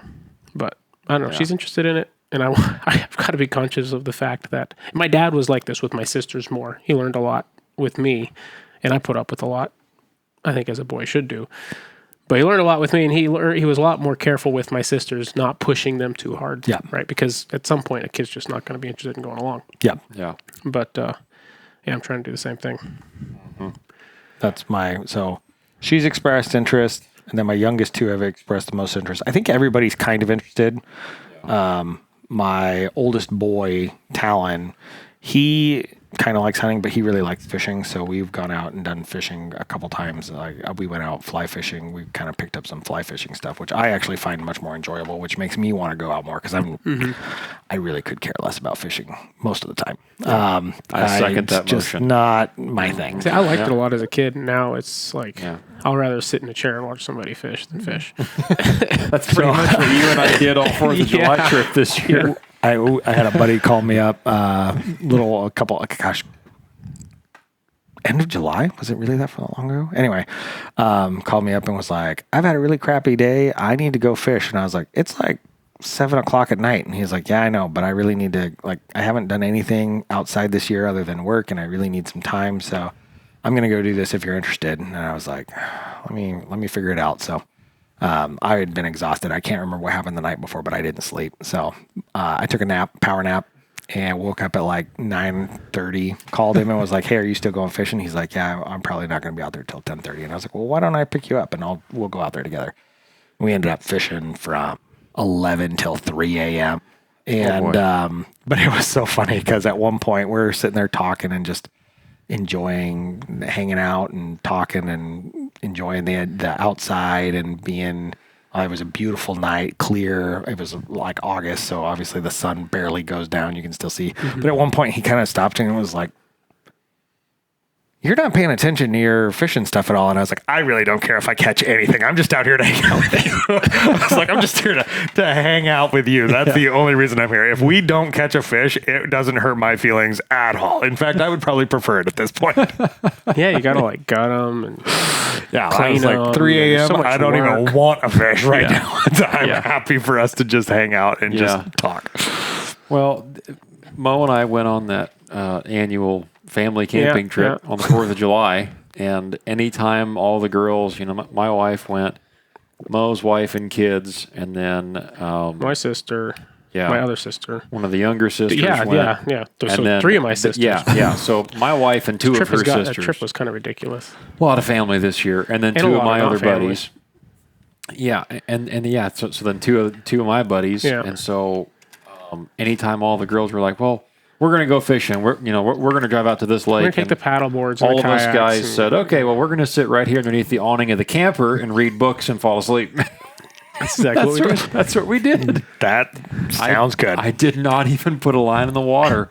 And then in August, like the beginning of August, my boss and I had a remote work trip to go out on a river somewhere for somebody that has a cabin. I say cabin very loosely. It's a house in the middle of nowhere. Yep. It's awesome. Creative access. I'll tell you how we got there after the podcast. Because if I told you, then it would be a dead giveaway for who it is. But we got out there, and it's on a pristine fishery as far as like trophy quality grayling. And that's probably even giving it away a little bit. But at one point, because we had to overnight out there because it was ways out, and we were putting in an AC system and doing a mini split heat pump. And late the first night that we were there, or well, I guess the only night, but late that night, like we had gotten probably 90% of the work done. So we knew that the next day was not going to be super rushed in the morning, right? Yep. And we wrapped up, brought some frozen pizza and cooked it up in the oven and ate dinner, and then went back to work for a while, and then decided, we got enough done for the day, and it was probably 7 or 8 o'clock at night, and then I took a little kiddie pole off the deck and walked down the stream, and you could see all the grayling like stacked in the stream. Oh my gosh. Like they were just big rocks on the bottom. And you could see them come up and then rise and go back down. And then another one would come up, bite at something, and then go back down. But you could cast right over the top of them, and they would just watch it go by. It didn't seem to care. I caught one grayling, and my boss caught one grayling. Wow. And they were both probably the biggest grayling that either one of us had ever caught. It was huge. I mean, wow, this is like a small salmon. Yeah. But that's the only fish that either one of us have caught all spring, summer, fall. Yeah. And my boss likes fishing a lot more than I do. And I mean a lot. So infinitely more than I do. Yeah. I like rock fishing. Oh, yeah. But that's not fishing. Yeah, because you don't really have to work. That's catching. You just find the right spot to drop your lure, and you're going to reel up fish. And it's more fun just to see who can catch the biggest whatever. Right. twice, Yeah. 2 different trips. Anyway, Right. Open up the regs and go, yep, not open. deep release, buddy. That's why you got to have it in the boat. Yeah, deep water release. Yeah. And they do work. Shockingly, they do work. Yep. It's unbelievable how those fish can survive and come all the way up a couple hundred feet. You pull it up and you go, nope. Yep. And just keep, you keep the fish in the water Yep. and then get the rig on it and then just, nope, got to add another weight to it. And Yep. nope, add another weight to it. And then you're having to reel back up like was a 6 big pounds, fish. 6 pounds of dead weight. It was a It's big fish, ridiculous. yeah. But it's fun rock fishing Yeah. because if It's good fish too. quite honestly, and Mo, Rockfish is one of my favorites. Mo will attest to this. If we drop lines and we don't have fish biting within about 30 seconds, we're moving. Yeah. Like if I'm jigging for 30 seconds, so I don't get any hits. It's like reel up, we're going, and we'll find a different rock pile to go to because they're not here. Yeah. And whatever we're going to catch is not going to be worth the squeeze. So just go somewhere where we can go halfway to the bottom and bam, okay, yep, they're here, and you're reeling one up, And then the boat drifts off, and you got to try Yeah. to find the Right. spot again. yeah, And then- exactly. Because we're just usually in like a little 16-foot lund. And so if there's any breeze or current at all, you've got about 5 minutes. And then you're, oh, yeah, we're about 100 yards off that You go pile from now. reeling fish up to somebody will catch one more and then nothing. Yeah. And yeah, they just live on the Then you rocks look and at land and you're a half a mile further out. Yeah, Like, yeah, you're like, okay, yeah. are we okay. moving? I think, yeah. Go back over That's there. actually, I wish, when we moved up here, I had a 16-foot lund that I sold we didn't know we were moving up here, but Yeah. I think like 6 months or 8 months before we moved up here, I had a 16-foot lund with a 30 or 40 horse. I think it was a 35 or 40 horse Evan Root on it that I wish I would have known we were coming up here because I would have kept it. And Yeah. it would have been a great little boat to run the river. Even though the one I had, the guy I bought it from, he salvaged it. It was abandoned on an island tied to a pile of rocks out in Southeast. He was a Coast Guard guy, and he took a ride out there and actually swam out to recover it. Untied it from the rock pile and brought it in. But it had one of the, I can't remember, I think it was the right part of the front of the bow was slightly caved in and flat. So it didn't go through the water straight. So Needed an alignment. when we would try to go and I think I had that boat for 3 years, and whenever we would try to troll, everybody thought I was just the biggest jerk because you'd be like hard cranked one way and you'd be like cutting through the water like this. And then all of a sudden it would just go this way. And so then you'd have to overcorrect. So then I'd be sitting there S-ing while everybody else is trolling in a straight line. They're like, what is this jerk doing? And I'd finally get it lined up just perfect again. And then you'd be going through the water crooked and then it'd veer off. And so I don't know, maybe it would have been bad on the river, but Yeah. Oh, Tyrel found the sandbar again. I didn't mean to. it was a hard ride. It wasn't my fault. Oh, that's funny.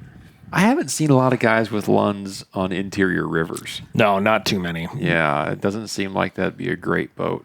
Not long term, but it would have been nice to at least get up here and start fiddling around and trying to figure it out. And then I would have been able to flip it because there's enough people who go down to Valdez Well, and I stuff. was going to say, I could have flipped it super or you easy. could have just found a buddy in Southeast and said, "Hey, I'm going to ship this down there. I'm going to, put it on a barge. You keep it in your yard, and then when I come down, it's mine. But the rest of the year, you just can have it. You Yeah, can it's use yours. it if you need it. I probably Yeah. could have done that. Yeah, because lunds nowadays, a good shape used lund is usually around $5,000. Yeah. And that sometimes is with an old motor, but most of the time it's just the lund, no motor. But man, they are nice boats, especially if you get like a center console drive and Didn't an we almost electric buy tiller. one last year? I've almost bought one like a half a dozen times now. Well, there was one that was a Yeah. stupid good deal in like Yep. Wasilla or something that we were Yeah. we Yep. were like, oh, if we split Yep. it and Well, Would you guys 'cause- ship it to Southeast then Yep. for the deer hunting Yep. stuff? Yeah. it was just yeah. like a week before we left or Yep, something. it when was we saw about a week so there's before just we no way left. to get it down there. And I called Mo and I called my other buddy Remy that always goes down there with us. And I told them both. I said, "Hey, we could each put in like $1,500 because it was not much. It was like $4,500 With a good motor and everything. with a solid outboard, and I think it even had like a soft canopy for I us think as so. well. Yeah, which would have been nice. Yeah. Which, for fishing in the rain like that, when the deer hunting's terrible, it would be awesome. Or just for when the deer hunting's terrible or it's raining and you're going and between spots. It had a nice trailer, and so I was seriously considering it. And in hindsight, with everything that's going on now, I would have been better off just to buy the stupid thing and deal with the consequences later.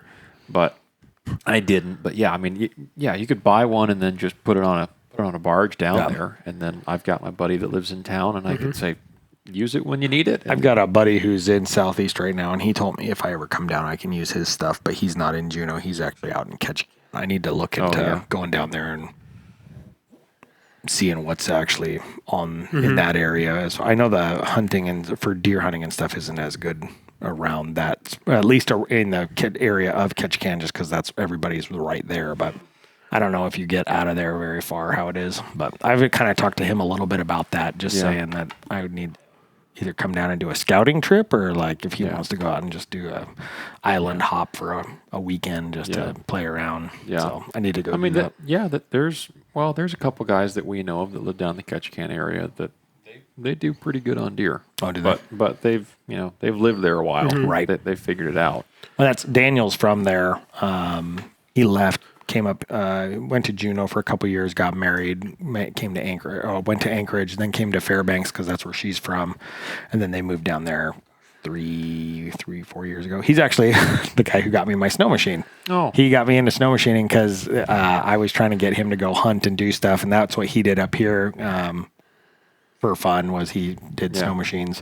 And he got tired of me never having a snow machine, so he was the one who helped me get that little 550 I've got. It was like, here, now you don't have an excuse to come ride with me anymore. And I was like, all right. And then that summer, I think they moved. I was like, heck. Yeah. So you got a Tundra? Or? No, it's a freestyle. Freestyle. Skidoo 550F freestyle. Okay. All right. Well, that's not too. I guess. Yeah. Was he ride a lot of powder and stuff? Is that what he's trying to get you to do? So he would do anything. They did powder. They would go down by Cantwell a lot and go ride down south of Cantwell. And so they would do powders, but they also did a lot of riding just on some the trails and the creeks and stuff. A lot of guys, well, I don't say a lot, but some guys I know like do the they don't hardly touch powder except for when they have to. They just do like cross country week-long trips. Yeah. And he would do that in a heartbeat. Like they would do fun. They would do a ton of where they would ride out, where they would spend like most of the day riding out to somewhere where they would hit powder for a little bit, and then they would find their way back to where they were staying. Yeah. And so he probably he would have done any of it. And that is a short track, so it wouldn't have been very good in powder. It was freestyle is a short track? Yeah. I didn't know that. Yeah, the freestyle. Yeah. So that's actually so I got an interesting sled to have with 550 in. What did I pick up? I just picked up an Expedition, I think. Ooh, what motor? The 600. 600 E-Tech? Yes. Nice. I think so. Nice. I don't remember. Sweet motor. Yeah, at least you did. Don't get an Expedition or a Scandic with a 900 Ace. Unless all you do is trail ride. I decided that I was looking at the weight, do not like the 900 Ace. I decided I wanted the lightest one possible because I spend too much time riding by myself. Well, with the 4-stroke, you actually have the power to get out of the holes. With the 2-stroke, I mean. 2-stroke. Yeah, that's what I meant to say. 2-stroke. That's the E600 E-Tech's a 2-stroke. The 900 Ace is a 4-stroke. And it just does not have any low end. Gotcha. And so when you really need power, it's just not there. I know a guy that has Expedition with the 900 Ace. And he's like, yeah, it's great, but man, when it gets stuck, it's like, and I know guys have had Expeditions with like a 800 E-Tech, a 600 E-Tech. I got the 850 E-Tech with the turbo now in it, which is what I want. But this is reaching back a long ways, and only a few people are going to get this in the audience. But you don't want a Yamaha Bearcat anymore. That's for the handful of you that get that, and if you don't, then I'm sorry for the reference. Just don't get a Yamaha snow machine. Just don't. You know they still make sleds. Do they actually still make sleds? Yeah, my boss bought a brand new one, several brand new ones a year or two ago, because he knows the people. He knows the owners of the dealership in town, and he's uses them to run across Yamaha Bearcat. He uses them to run across a lake to his cabin, and right, and that's that, and he doesn't do much on them other than that. So. Interesting. But anyway, so for him, it was more like, well, they're my friends. I was doing them a favor and whatever. Yeah. All right. But Well, They're his friend. They're actually most of the friends he has. Are decent people. Those friends I don't really like. But anyway. oh boy. Anyway. But man, Right into the mic on that one. oh yeah, Of course. got to share it with everybody. Well, I actually just picked up a sled this year, so Oh, cool. I traded one of my old wheelers for it. So Nice. or my old wheeler for it. So Some poor sucker got stuck. hey, it was an even trade. Man. It was an even trade. right. So that's a rough sled, huh? No, the sled's sweet. Oh. No, but How'd you convince him to take your? well, What then? sleds for You gave our dead parakeet to a blind kid? nice, good one. Yeah, but yeah. snow machines just don't hold their value like a 4-wheeler Right. does. Yeah. No, that's Right, true. like my wheeler needed some work, but fixed it was worth say $5,000. So I had it like $2,000 off the price just because of time and effort. Figured if you took it down to like what's the wheeler place in town, Darby's. I figured if you took it down there, they'd probably want like $2,000 to fix it. Yeah. So I had it listed for $3,000, and he had the sled listed for $3,000, and he'd just gone through and fixed everything. So it was perfect. There you go. Yeah. So we'll see. We'll see. Maybe I'll start it up this winter and it'll blow up on me. Let's hope not. But Yeah. new machine, new problems. You know what I mean? Yeah. Yeah. 100%. Well, I was going to say, if you start it up and you realize, and then he fixes your wheeler himself, and he goes, yeah, gave that little junker sled to this sucker. Yeah. Right. Got this great wheeler. Yeah. Joke's on him, though. It's funny because, like, even just talking about new machines, new problems. The first time I took that, I'd ridden around a little bit just to try to get used to the machine, and I thought it should turn a little bit better than it did, but I didn't realize you're supposed to like how to tighten the springs on those and that they come completely loose. So the first time I took it out, brand new sled, it was on the least stiff setting. So I've got me and a kid, and I couldn't turn. I was like, we're sitting there trying to turn, and I'm like, I got the fancy carbides on here. Like I should be able to turn on a dime. And I was talking to a couple of guys who know snow machines, and they're like, well, did you turn up the tension on the springs, on the shocks and everything? And I was like, huh? They're like, Yeah. I bet you're on the lowest setting. Go look, and you're going to see there's the little tool in your bag, and you can crank it, and there's like 4 or 5 settings. And they're like, you're a bigger guy, and you're having a kid on you. You need it on the tightest or the highest setting it'll go. Yeah. And so I did that, and then, magically, it worked the way it was supposed to. I didn't know that, but Yeah. I've looked at new sleds and looked at the price. I bought a new wheeler a couple of years ago, but it's just a lot of money for a toy. It is. Mm-hmm. Yep. Well, I think that about wraps it up, man. We need to do some waterfowl hunting one of these days. I know we do. I really do. I have the same problem with waterfowl hunting I have with fishing. It's the cleaning of the critter after the fact. It's so annoying. It's so much work for so little meat. It doesn't bother me at all. What part is so much work? It just is annoying. I don't know, man. I don't know. It's stupid. I know it's stupid, but it's not from that. someone who loves to bear bait, just like the rest of us do. But there's so much meat. If you get anything, Well, yeah. But I at don't know. least with waterfowl hunting, if you go somewhere good, I mean, Kramer's Field, I mean, come on, you can sit in the parking lot. Right in the front there. I mean, if nobody's paying attention, you can even get a swan if you really want. You can sit Don't do that. You Don't can do sit that. in your truck. Cranes land there. Yeah, and just take the 22 out there. The 22. No, I love waterfowl hunting because it's just so relaxed. And for me, I just breast all the birds out. So it's just, you just rip it open and 2 quick knife, 3 knife cuts and you're done. Okay. Yeah. So probably 3 per I could side. probably learn a lot. I've never actually been taught to do it. I've just done. What I was doing was like maximum getting the most meat off. Then it's from probably a meat eater video or something, and it was a lot of work and time, and I did it on a lot of birds, like when we were hunting in Southeast and stuff. Yeah. And when we're down there, I had time, and so it didn't bother me. But then I get home, and maybe I only did them halfway, gutted them and stuff, and so I still needed to do whatever the rest was. And it's like I don't have time to sit here and do this for not enough meat to even feed my family. Yeah. That's the way I felt about it. Yeah. But Which I guess if what you were just described, if you were sounded just great. trying to pluck and clean every single duck, I could see where you'd be like, That's where- this is not That's what I was doing because that's what I'll do is I literally you just find the base of the sternum, you just peel that skin open, you just open them up, and then just take your knife and you just fillet out each breast. Because most of those ducks, like if you get a really nice fat mallard, then it would be worth probably trying to pluck it out and do all that stuff. But like your average, like what we get here, the pintails, teals, widgeon, gops, most of those, it's not not worth your time. Some of those sea ducks we were shooting were big. Like they're big ducks. I mean, you could you had a couple bites of meat on a leg. And legally you don't have to do that. Legally, it's just the breast meat. And so this year when I went, I took the opener September 1st, and I hunted with swamp dogs, and we got a couple speckle bellies. And so when I got the geese, I pulled the wings off, and I pulled the legs off, and I pulled the both the breasts off. But that's really all you're getting. So I just clipped the wings, so then you're able to skin that wing out, rip that off, breast that out, breast out the other side, rip that wing off, and then cut the feet off, pull the leg out, and then just kind of cut around the base.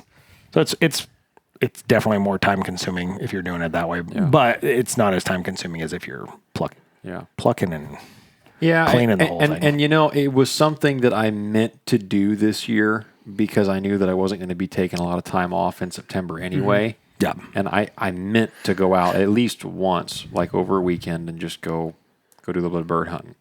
And maybe it just didn't happen. I'm going to try to get out this weekend, but I'll text you guys. We can maybe make something happen, or next weekend. We're almost out of time. The birds are I was going to ask. There's very few geese left. I actually got a buddy who saw a raft out on the river today. He was doing some stuff for work and saw a raft out on the river on a couple spots. And I found a couple spots that still have some ducks in them. I went out last night while my boys were in football practice, and I went and jump shot a couple ducks with one of my dogs. So nice.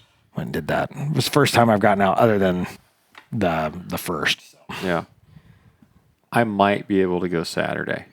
Yeah, I won't be able to. I'm going moose hunting on Friday night. But Saturday might be an option. I'll text you. Possibly.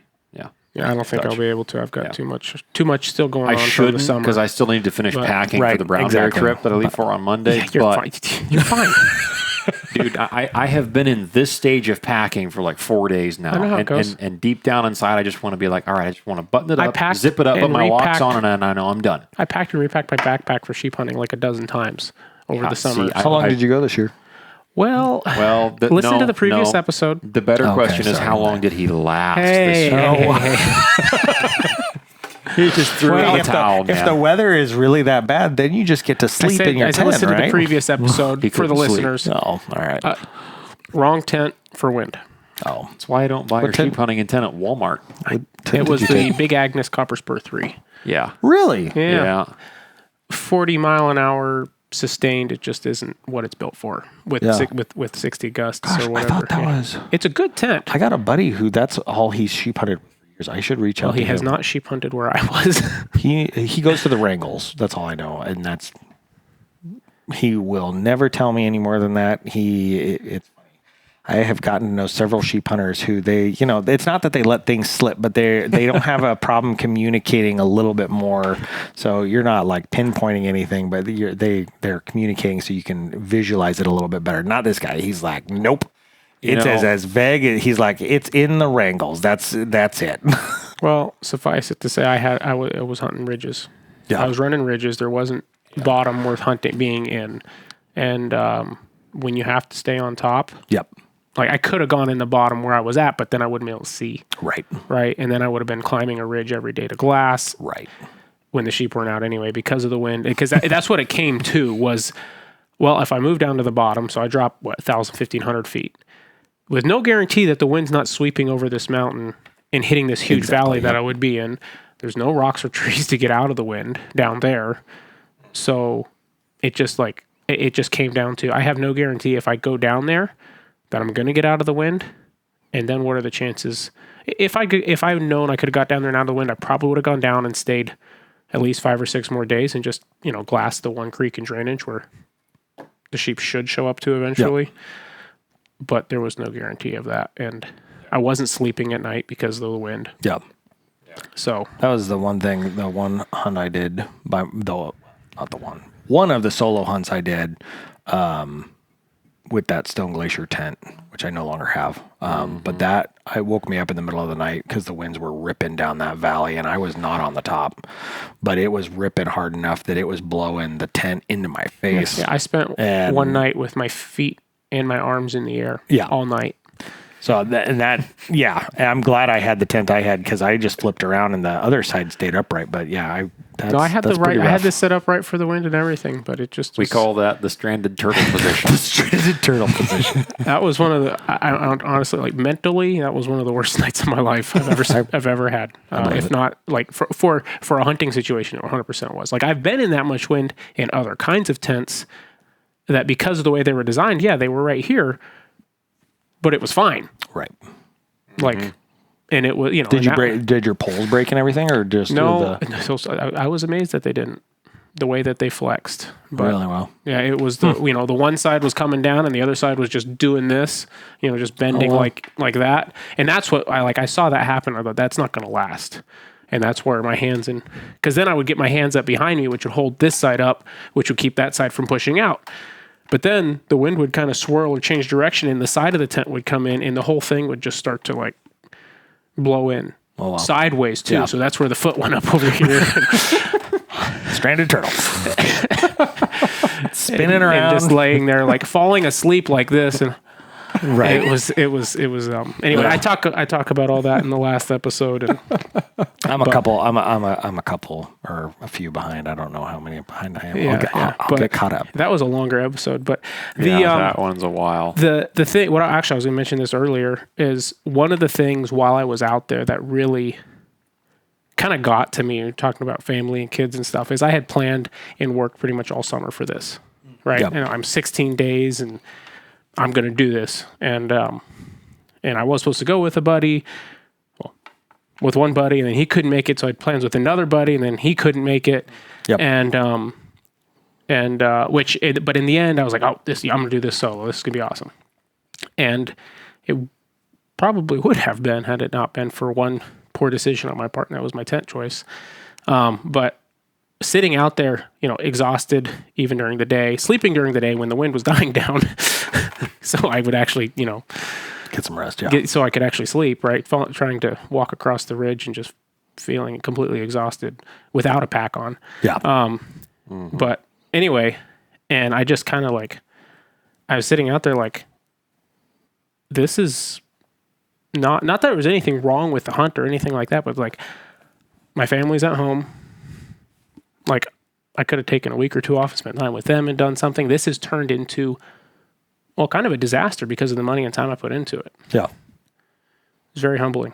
Yeah. No, for not that I wouldn't try to even do something like that again, but just to put it, to value it like I did. Yeah. Was really, and I came away from the hunt with kind of that attitude. Like, I'm okay with the way it turned out. I needed to learn this lesson.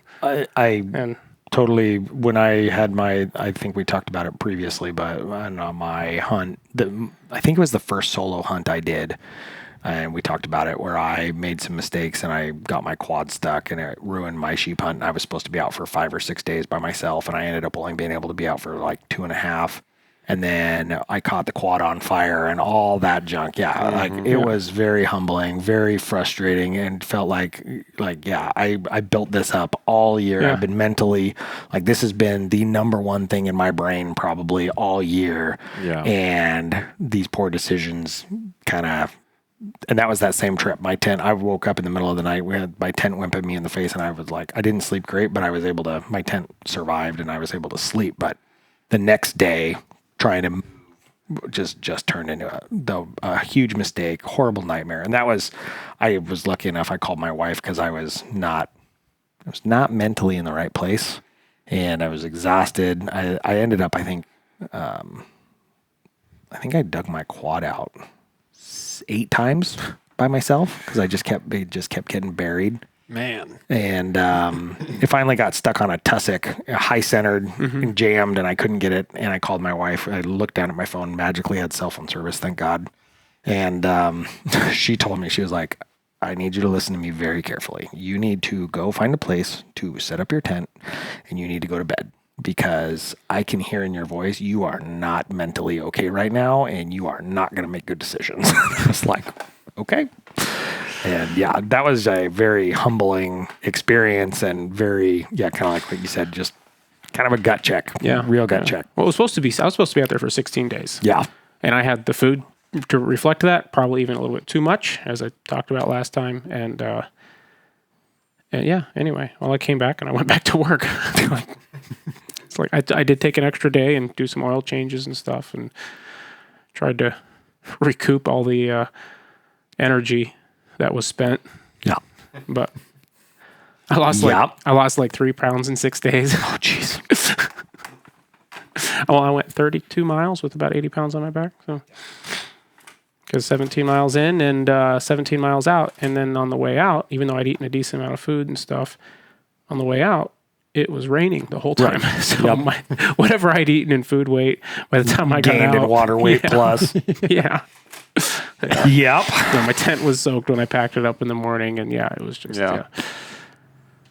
Hate that. I did get on my moose hunt. That was the first time I slept in that Argali Absaroka.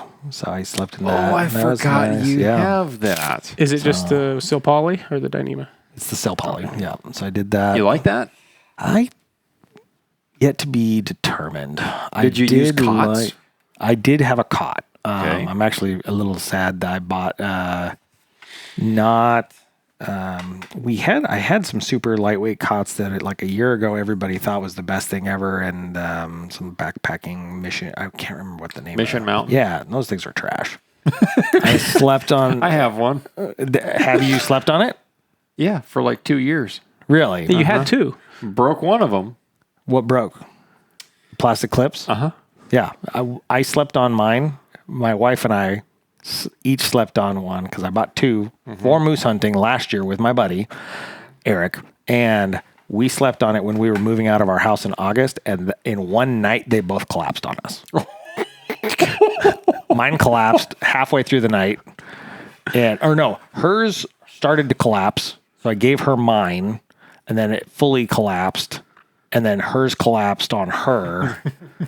And I called whoever we bought them from, I think it was Amazon, and we had them for just over the return period, by like a week. And they're like, yeah, sorry, there's nothing we can do. And I was like, this is friggin' garbage. Now they don't make them anymore. Yeah. I know why. Yeah. No, I picked up, it's a Conveer Lux, and it worked great, except I made a mistake. One of the nights I was getting into the teepee, and I kind of stumbled and sat on the very corner, and I didn't realize there wasn't a post there, and so it broke metal there. Yeah. And so I'm trying to figure out how to contact them to see if they will warranty it, because I've only had it for like 2 months, and see if there's anything they can do, and they probably won't, and that's fine. But but I did enjoy the cot was great. I loved being able to walk into the teepee with my boots on. Yep. I'm still trying to figure out with the cot that high, trying to keep my sleeping bag from rubbing up against the teepee. That's the only thing that I was like, with a cot, how do you keep rubbing and getting the condensation all over your sleeping bag? Yeah. That Absaroka, that's the 4-man, right? Yep. Mm-hmm. Okay. So I have that Peaks 4-man teepee as well.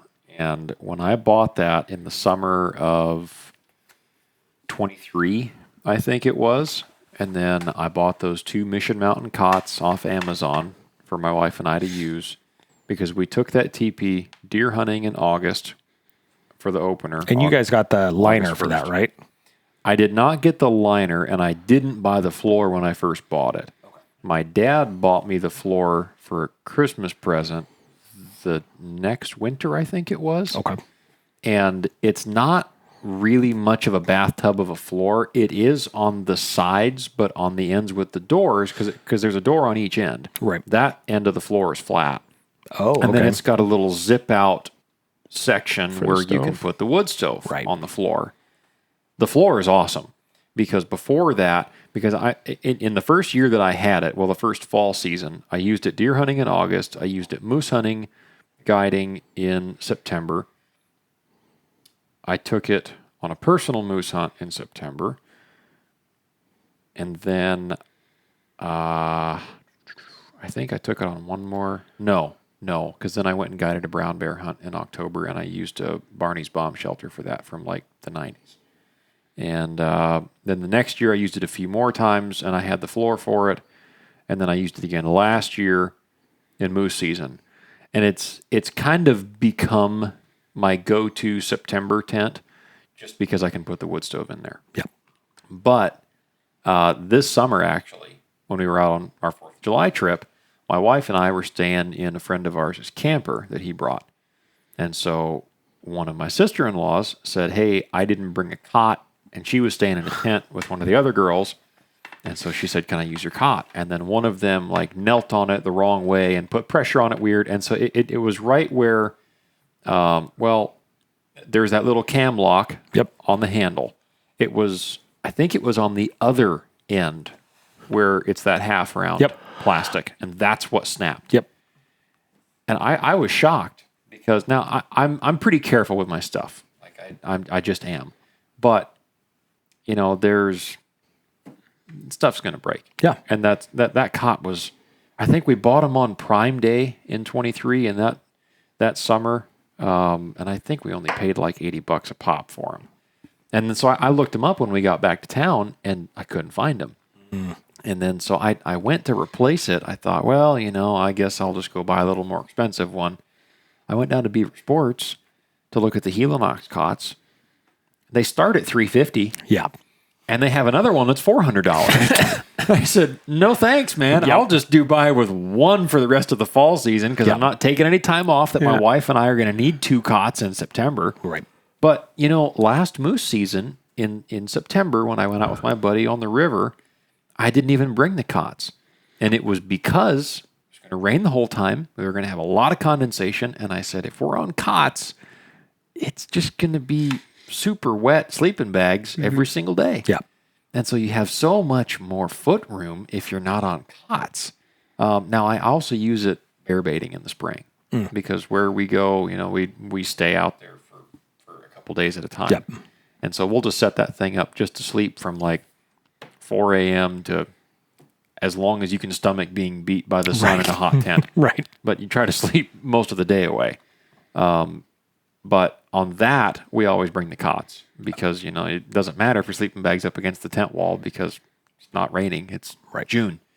But one, it's going to be generally hot here in the middle of the day. So yeah. Now, another thing that a friend of mine did this spring, I took a guy out with me that we go to church with, and he'd never been out, you know, bear baiting much. And he came out with me, and he got to see a handful of bears that night, even a boar and a sow grizzly bear that were coming in together. And cool. He didn't give me a shot, and it was a whole thing. But he had a great time. But when we went to go set up camp for the night, he pulls out this DeWalt battery-operated fan. And he stuck that thing in that teepee. It'll change your life. It was so nice. I'm over there like pounding in steaks with a little hammer in the dirt, and I said, what do you have there? He goes, got a fan. Helps me sleep.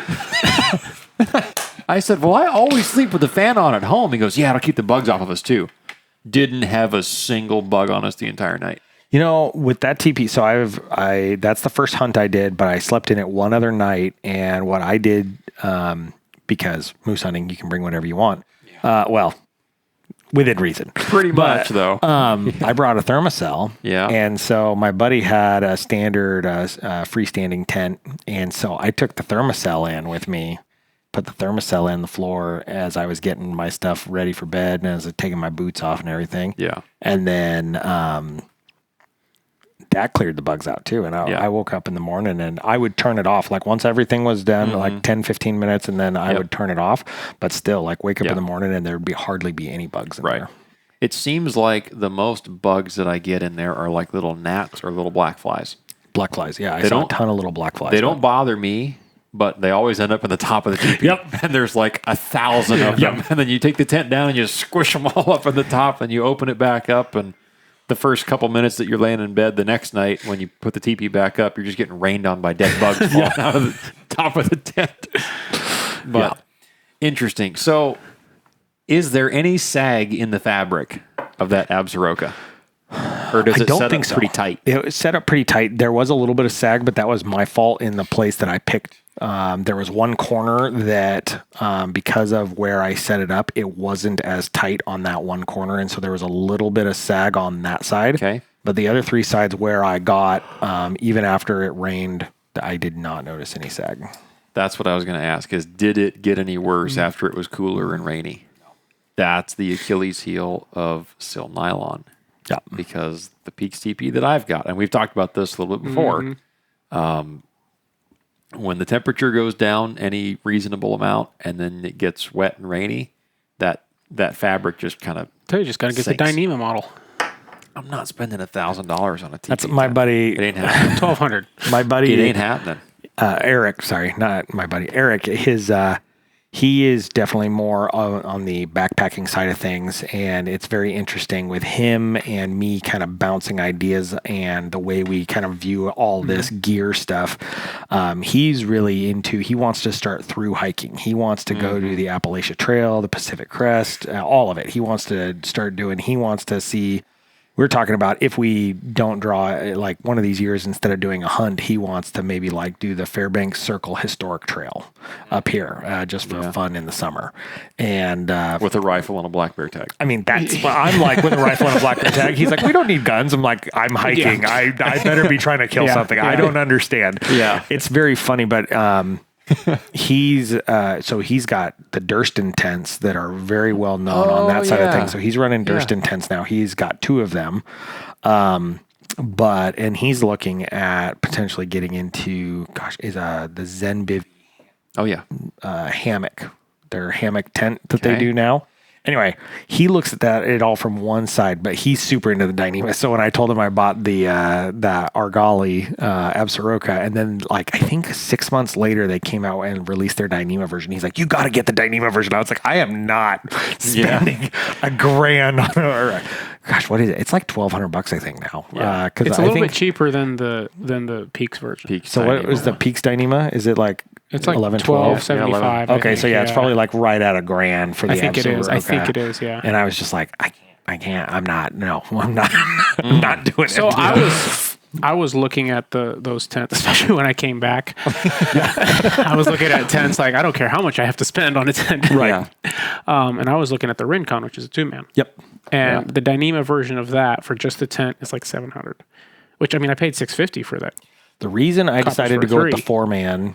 It's a little bit bigger footprint, but I wanted to be able to stand up in it. The number one thing I hate about freestanding tents is I hate having to get on my knees to get in and out of the tent. That is the sole reason I had a problem with my Stone Glacier. That tent was bomb-proof. Has done everything I needed and more. But I hate crawling in and out of the rain fly in the tent to get in and out. It drives me nuts. I hate it. I don't know why. And so when I was looking at getting into a teepee, I was like, well, what's the number one advantage of getting into a teepee is that there's no floor, so I can just walk in. And I was like, with the Rincon, I was like, I'm still going to have to bend over and essentially crawl or kneel to get in. I'm looking at it from that lightweight, but it's still a lot of room for one person. Like not even using it for a 2-man. I mean, obviously that could happen. But even for one guy, you could put a stove in there with one guy. Yeah. If you need, and it's like 14.5 ounces. Yeah. Well, even the Absaroka, the 4-man, my Absaroka by itself in the side, poly. No, Sil Poly is lighter than my Stone Glacier was by like 1.5 pounds. Yeah. And so you're still saving a lot of weight. I don't know what your I got the limited edition. It's 3 pounds 5 ounces. I think. So the Absaroka, you'd get a 4-man teepee that would be about the same. I think it's like. Well, I want to go lighter. Right, but you could get the Absaroka. Well, I either need to go lighter, or I'm going to stay the same way, or go a little heavier and do something like solo, because after what I don't like about a solo. Is he's talking about the Hilleberg solo. The Hilleberg solo I wish it was the fly was bigger. Yeah. If the fly was just a little bit bigger. I should have sold you my Stone Glacier. No, I don't want a Stone Glacier. Why not? If I could carry that, I'd carry a Hilleberg solo. A little bit less room and twice the durability. It's That's- incredible. The Hilleberg Solo, You could jump on top of it is incredibly heavy for a one-man tent. Like It is. it is pushing the 6-pound range. Yeah. But it is so strong. Yeah. I spent So I strong. don't know. I spent a bunch of nights in one last fall, and It's it was just, I would have zero worries about. Yeah. Like I would set it up trying to stay out of wind for noise and practicality, but I wouldn't Yep. care Yeah. otherwise. Toe And- into the wind, guy it all Yeah. out, and go to sleep. And from Don't people worry I've about talked to about it, and Yeah. many many stories, and Oh yeah. if it snows a foot, I'll sleep through it. Yep. Yeah. That's why You I will not know until and you so wake up honestly, and you go, "Huh, it's pretty dark in so here." it's either I'll go that I would Back to rather go Yeah.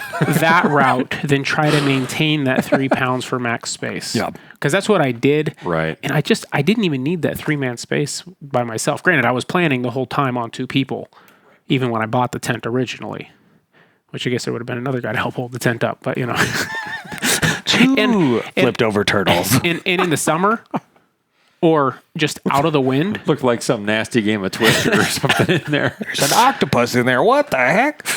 out of the wind, whatever, right? And it's double vestibule, everything. Yeah. And it's the limited one, so it's a little lighter weight than the regular one. It has a few less zippers on it because the regular one has the stupid little fly you can stick up with your trekking poles or whatever. Oh, yep. But it just, I don't know. I don't think I'll get rid of it at this point anyway. I think it's still something I'll use plenty. Oh yeah, yeah. Like bear baiting in the spring. It'd be great for that, especially if I'm by myself or something. Yep. Plenty of room. Yeah. And it's There's this big, and so if I throw it in the back seat of my truck and There's a lot of things that goes up in don't need couple minutes and- don't need to be able to withstand 60-mile-an-hour winds. That Well, we and do. it's A actually lot. and it's white, Like, which is a the vast advantage majority in the of it. summer Right. Yeah. for heat. Like, Yeah. granted, you can see all the bugs, but the difference is they gather in between the fly and the netting. Right. Yeah. They're not actually getting in the tent. Yeah. Yeah. Yeah. Yeah. So another question about the Absaroka. Yeah. And I apologize for folks. I alluded to like we were going to wrap this up, and now here That's we are. my fault. Sorry. I'm Down- really bad about this. Down Rabbit Trail road, but Everybody loves gear. oh yeah, yeah, and we haven't had someone on that wants to talk about gear in a little true. while. So, and usually Mo and I kind of cut each other off, and it was like, no more of this. We said we were going to end it. Let's go. That's because I everybody's will heard our talk opinions. until you guys are done talking. All right, just But at some since point, we're I on- will. You yeah. just got to tell me to shut up. Yeah. 'cause- But since we're on this, what do you feel like the lateral stability of that tent is? And by that, I mean when it's all guy lined out, nice and tight, Yeah. and you walk over to the side of it and you kind of push on the side of it. Mm-hmm. Because the one thing that I look at with the Peaks TP that is, at least to me, because it's what I've used in the non-freestanding tent world, Yep. I can take my trekking poles, stick them in the top of the tent as rafters, pop them out tight. Yep. And that, I mean, it stiffens the walls of that tent so much. And any breeze, I mean, it's just rock solid. It's incredibly stiff. Yep. That's the one thing that I'm a little bit concerned about with a more traditional style teepee tent. Yeah. So 100%. No, and that is one thing I'm not sure about yet. They have like 18 to 24 inches from the top. They've got rings so you can essentially guy out or tighten the inside a little bit. on the inside. On the inside. And then it's got the additional guy out points like halfway up on the outside. So you have a Okay. guy out point on each corner that's about halfway up. But I definitely, I didn't get, like I said earlier, we were in such a protected spot. There was no wind, but I definitely am curious of how it will withstand the wind. That's actually one of the biggest reasons I didn't go with a TP the first time, because I really wanted to go with a TP when I got my Stone Glacier back in 2020, but I convinced myself that they couldn't withstand the wind. Yeah. One of the things that really got me to switch was talking with a buddy who is a guide in Montana who's done several sheep hunts up here and goat hunts and done a lot of different stuff. And he's a former elk guide in Montana. And he has done all of his hunting out of a, gosh dang it, it's a Kafaru. Oh. Is it the Sawtooth? Yeah. And I talked to him about his experiences in the wind and stuff, and he has been in some crazy windstorms with that Kifaru, and he's said he's had no problems. But as far as like what you're talking about, as far as that stability, I'm not sure yet. That's one of the things I was doesn't have those poles on the top either. Nope. Yeah. And he's had it. They did a 16-day sheep hunt in the Chugiaks that he said was just awful. Or 15. Ben, if you ever watch this, you can text me and correct me. But gosh, I want to say it was 2+ weeks that they did. He's also the one who told me about the sealskin socks because he's like that's all he hunts it, and he was like, oh really? He wears them all the time? Yep, that's all he on that Chugiak hunt. That's all he brought.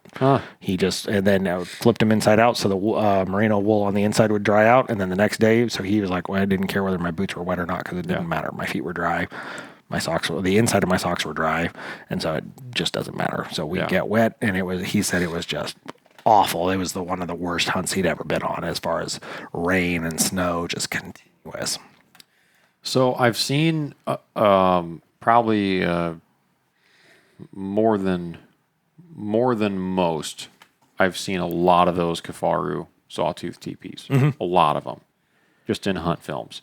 It seems like the Peaks is getting up there in popularity lately. It really seems like that has surged. But there have been several times where I've seen some footage where people are on a hunt and they're waking up in the middle of the night and, man, it's really ripping in here. And you can see from the inside of the teepee, the fabric is just kind of rolling. Yep. If you have those cross members in the top of your teepee like the Peaks, there is no slack fabric. Right. And that has my attention.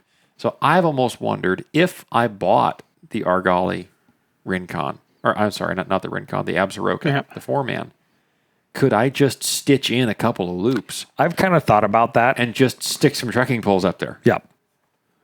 Like, at some point, it's not rocket science. Yep.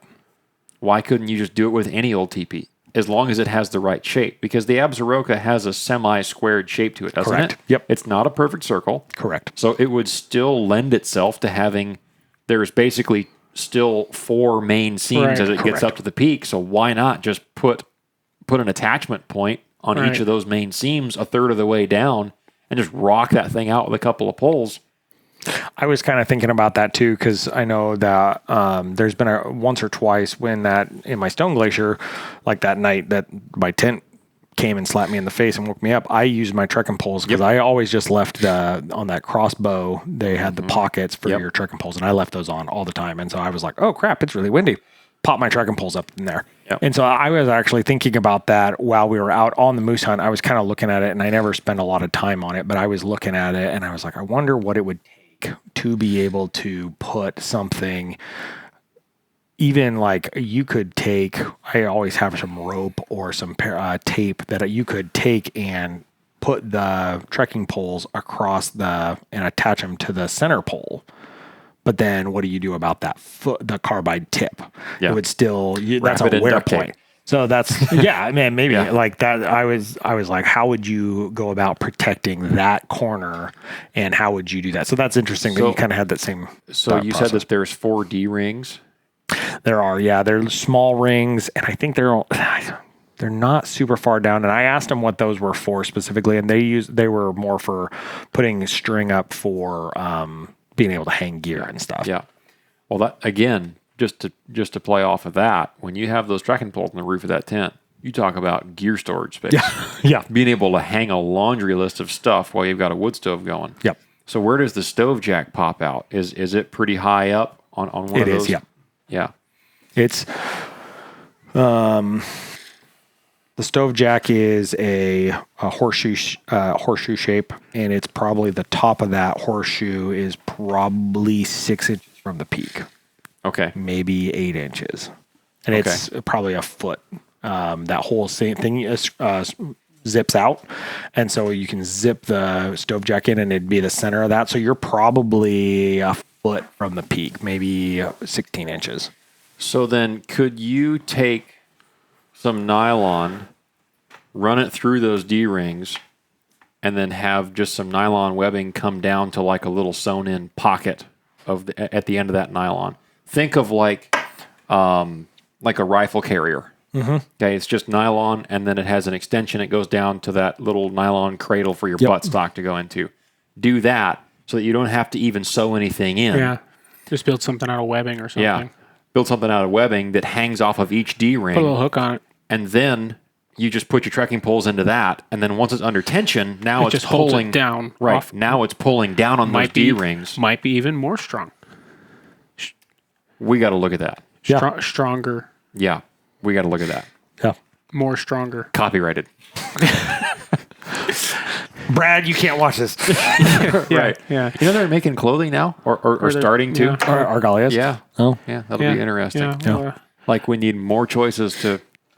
I don't have enough. I've I tell decided- you, I decide to buy a piece, and there's just not enough options. I've decided that I'm just going to stick Frontier gear now. That's the route I'm going. As I replace gear, I'm just going to start getting their stuff. Hard to my go wrong. favorite piece of gear, and I had it with my sheep, I had it with this moose, was that woolly mammoth quarter zip. I lived in that thing for the sheep hunt. I was wearing it every day on the moose hunt, except for the last day when we were packing out. And that I love that thing. And, they're doing some pretty cool stuff down there. Kevin has got some really cool stuff. They brought all the production for the Frontier gear back to North America. So all their clothes are being made and sourced from North America. So as right now, I've kind of jumped off the Stone Glacier bandwagon because everybody else is jumping on it. And I've got a dumb problem where I hate having the same gear that everybody else has. I like having stuff that's different. Gotta have a mix. I don't want to stand out. Like, I don't want people to be like, oh, that's really cool. I love this. What is that? But I don't want to wear what everybody else is wearing. Yeah. It's everything. That's part of why I love my 280. It's a great round, but a lot of people are like, oh, 280, that's kind of a weird round. I'm like, yeah, it's a 7 mag that is a little slower. And We got to get a 7 well. PRC or 300 PRC. No. Not really. I'm joking. I'm joking. I talked to a couple of people about a couple of ballistic guys, and I was like, so in all seriousness, with this new 7 backcountry, the 280, the REM mag, the PRC, what am I gaining? And it's like in the real world? in the real world, nothing. Yeah. Nothing. They were like, are you going to be shooting a mile? No. Are you like super chasing this minimal ballistic? I'm like, no. I'm a hunter. I want to be able to shoot out to 600-700 yards just for practice, but realistically, I want to be able to shoot 400 yards or inside to kill an animal. 400 would be like my sheep, like a trophy thing that's as close as you're ever going to get. But ideally, like my moose, I could have shot him at 3, could have shot him at 2, called him at 89. Yeah. Like that's realistically the kind of hunting I'm going to be doing. Right. So, Right. But target shoot out to 600-700, that'd be awesome. Yeah. And they were like, no, there's absolutely nothing you're going to gain from switching from that 280. I don't have that woolly hoodie from Frontier Gear. Oh, I love it. I have the other one, the Fleece Nuvac. one? Yep. They've discontinued that one. Well, because they can't source the materials for it right now. If they can, then it'll come back. There you go. I've got the same one, and I've had it for years. And the only thing wrong with it is that I reached over my hot stove one time. Oh, no. And burned a hole in the little black nylon shielding in the forearm, but don't care. Still wear it. Tenacious tape. Love that It is thing. packed in my gear to take on the brown bear hunt because It's my favorite. it's quiet. It's super warm. I mean, once I get to camp and I put it on, it doesn't come off until I go home. Yeah. I wear it all the time. I have a merino t-shirt and then that and then whatever else I want to layer on over it. But I'll sleep in it, even if I have my bag unzipped. That way, if I got to get up in the middle of the night and go answer the call of nature, I'm not freezing cold. I'd rather sleep a little bit warm than not. I generally take it off when I sleep, and that's it. Like it's the first thing I put on when I get up in the morning. Unless I it's wear super warm out. I just wear a merino. I sleep super hot, and so I generally wear just a merino, either t-shirt or a long sleeve thin merino. But that's if I'm getting up, that's the first thing I do. I reach, grab that, stick it in the bag so it warms up a little bit, and then I'll put it on. Right. So yeah, and then last year I also bought a new puffy coat from them too because I had the old Brooks range for years, and I finally wore the thing out. Like it was starting. Did you get the Brooks range or the Super Cub? I bought the Super Cub this time. How do you like it? Oh, it's awesome. Is it? I'll show it to you when we're done here. All right. I haven't decided if I'm bringing it on this bear hunt or not, because I've got the thing is now there's more than one company making a synthetic, super warm puffy with a 2-layer or more shell. Yep. That's more weatherproof. I've got one from First Light that the Unk Foundry, the Uncompahgre Foundry jacket. It's synthetic fill. That's the one you have, right? No, I don't have that. I don't have any I have the pants. Uncompahgre, right? Puffy pants. Yeah. Yeah. Or then, Okay. Yeah. This Love is those this is like those pants in a way, but with like a 2.5 layer breathable, but highly water resistant shell. Yep. It's similar to the Barney's jacket in that way. It packs down a little bit smaller than the Barney's jacket does, and it's quieter. Like the face fabric is quieter on the First Light one. I like the hood better than the Barney's one, but the Barney's one is warmer. It's thicker. There's more insulation in it. It is warmer. Yep. But I'm taking my bow on this hunt. So I'm thinking about sleeve interference. Yep. And so most of my layers are soft layers, like the Barney's pullover, a First Light 450 weight merino pullover hoodie, a tight fitting soft shell if I'm going to wear one, a vest. Like I don't want to have a major puffy coat on when I'm on a stalk unless it's super, super cold. Yep. Because I don't want that much puff on a sleeve. Yeah. And then I have to wear an arm guard. And I don't like wearing arm guards. I never wear an arm guard shooting at home. Ever. But if I've got a bunch of gear on and a big puffy coat, like that Barney's coat, the loft is like that. Oh my gosh. Thick. It's thick. Wow.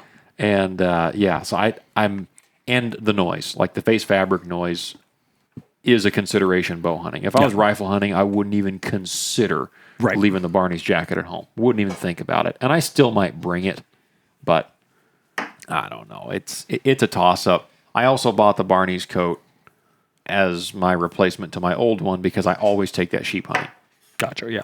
I always have it. I don't care if it's beginning of August or end of September. I always have the Barney's coat. That thing will save your life. And that way I don't have to bring a lot of layers sheep hunting. Yeah. If I'm cold, pull that out, put it on, boom, problem solved. But on this brown bear hunt, it's a little bit different. I can afford to have more layers. Obviously, we're flying in. We've got some more bag space and weight, and you're not going in with 50 pounds of gear like you are sheep hunting. So I'm trying to make sure that I bring what is going to be practically the most useful for bow hunting. Yeah. And that's what it's coming down to. But the Barney's pullover is awesome. I'll show you another one that we'll talk about it afterwards. Okay. It's related to that same project. But Kevin's a great guy, and love Kevin. Anybody I can, I tell him, if you have any questions, just go to Barney's. If you're in Anchorage, just go to Barney's. He's got the best of all that's available as far as I'm concerned, and only brand that he doesn't have KUIU or First Light because they're not retail available, but he can answer any of your questions, and he's a real deal. Yeah. Well, we probably should put a bow on this thing. Yeah, all right, fine. Yeah. Well, thanks for coming out again. No, thanks for inviting me, guys. This has been fun, little fireside chat. It's always fun. Like you said, it's nice to have somebody on that actually wants to talk about gear. Yeah. Because when we talk about gear, I kind of feel like the listeners or watchers or whatever, all you people,